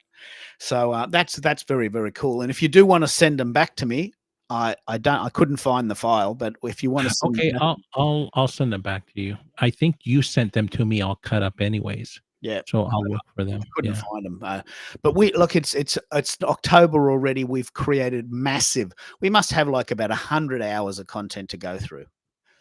Wow. I reckon we would have, because I mean we do 2 shows a week and they're all 3 hours, and so that's what is that? So we're in October now, so that's 9 months times 4, which is 36. There's the maths, and then there's 2 shows each week, so there's 72, and each of those shows go 3 hours, so that's 72 times 3. That's getting hard. That's 216 hours of content. Right. I mean, and it's all sitting there. No one's doing any. We haven't done anything with it. It's all the gold's in the middle. And I'm gonna find a way to get that going. So what I might do is I'm gonna play that theme song again as a really lovely way to end the show, to let you know that a new show is coming. It's going to be called Repurpose 3030. It's coming in November, and it's not a sprint. It's not a challenge. It basically is a community event where we're encouraging each other to create 30 pieces of content in 30 days, very similar to Jennifer's idea. In fact, I'm very inspired by her idea, but I don't want it to be a challenge, and I don't want you to beat yourself up if you don't get to 30. I mean, there's no rules. I'm not into challenges. I'm not into deadlines. I just find them too stressful, but it's a goal. In 30 days, let's create 30 pieces of content from the content we already have from the rest of the year. And it shouldn't be too hard. And I'll tell you how I'm planning to do that. I'm planning to do 2 shows a week for 4 weeks. So that's 2 times 4 is 8. From those 2 shows, I'll send it to LinkedIn and YouTube. That's 2 times 8 is 16. I'm going to create a Substack blog for each of those shows. So another 8, that's 32. And if my inspiration allows, I might do a Google Notebook summary, which is another 8. So there's 40. So from 2 shows a week for 4 weeks, 8 shows, I'm going to create 40 pieces of content. I'm going to lead the charge, but that's easy for me because I'm doing it. And someone's got to go first. And that's, guess what a mentor is. I'm doing it. I'm happy to show you how I'm doing it.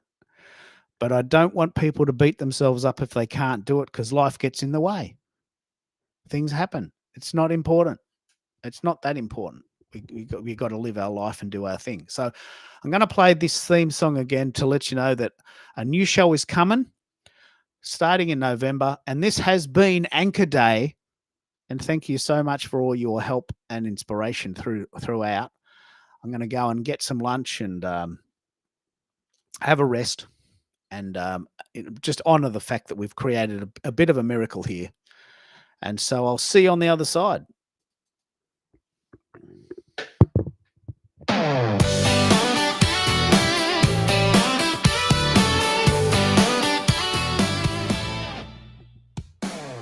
You've been listening to Repurpose 3030 with Keith Keller in Melbourne, Australia.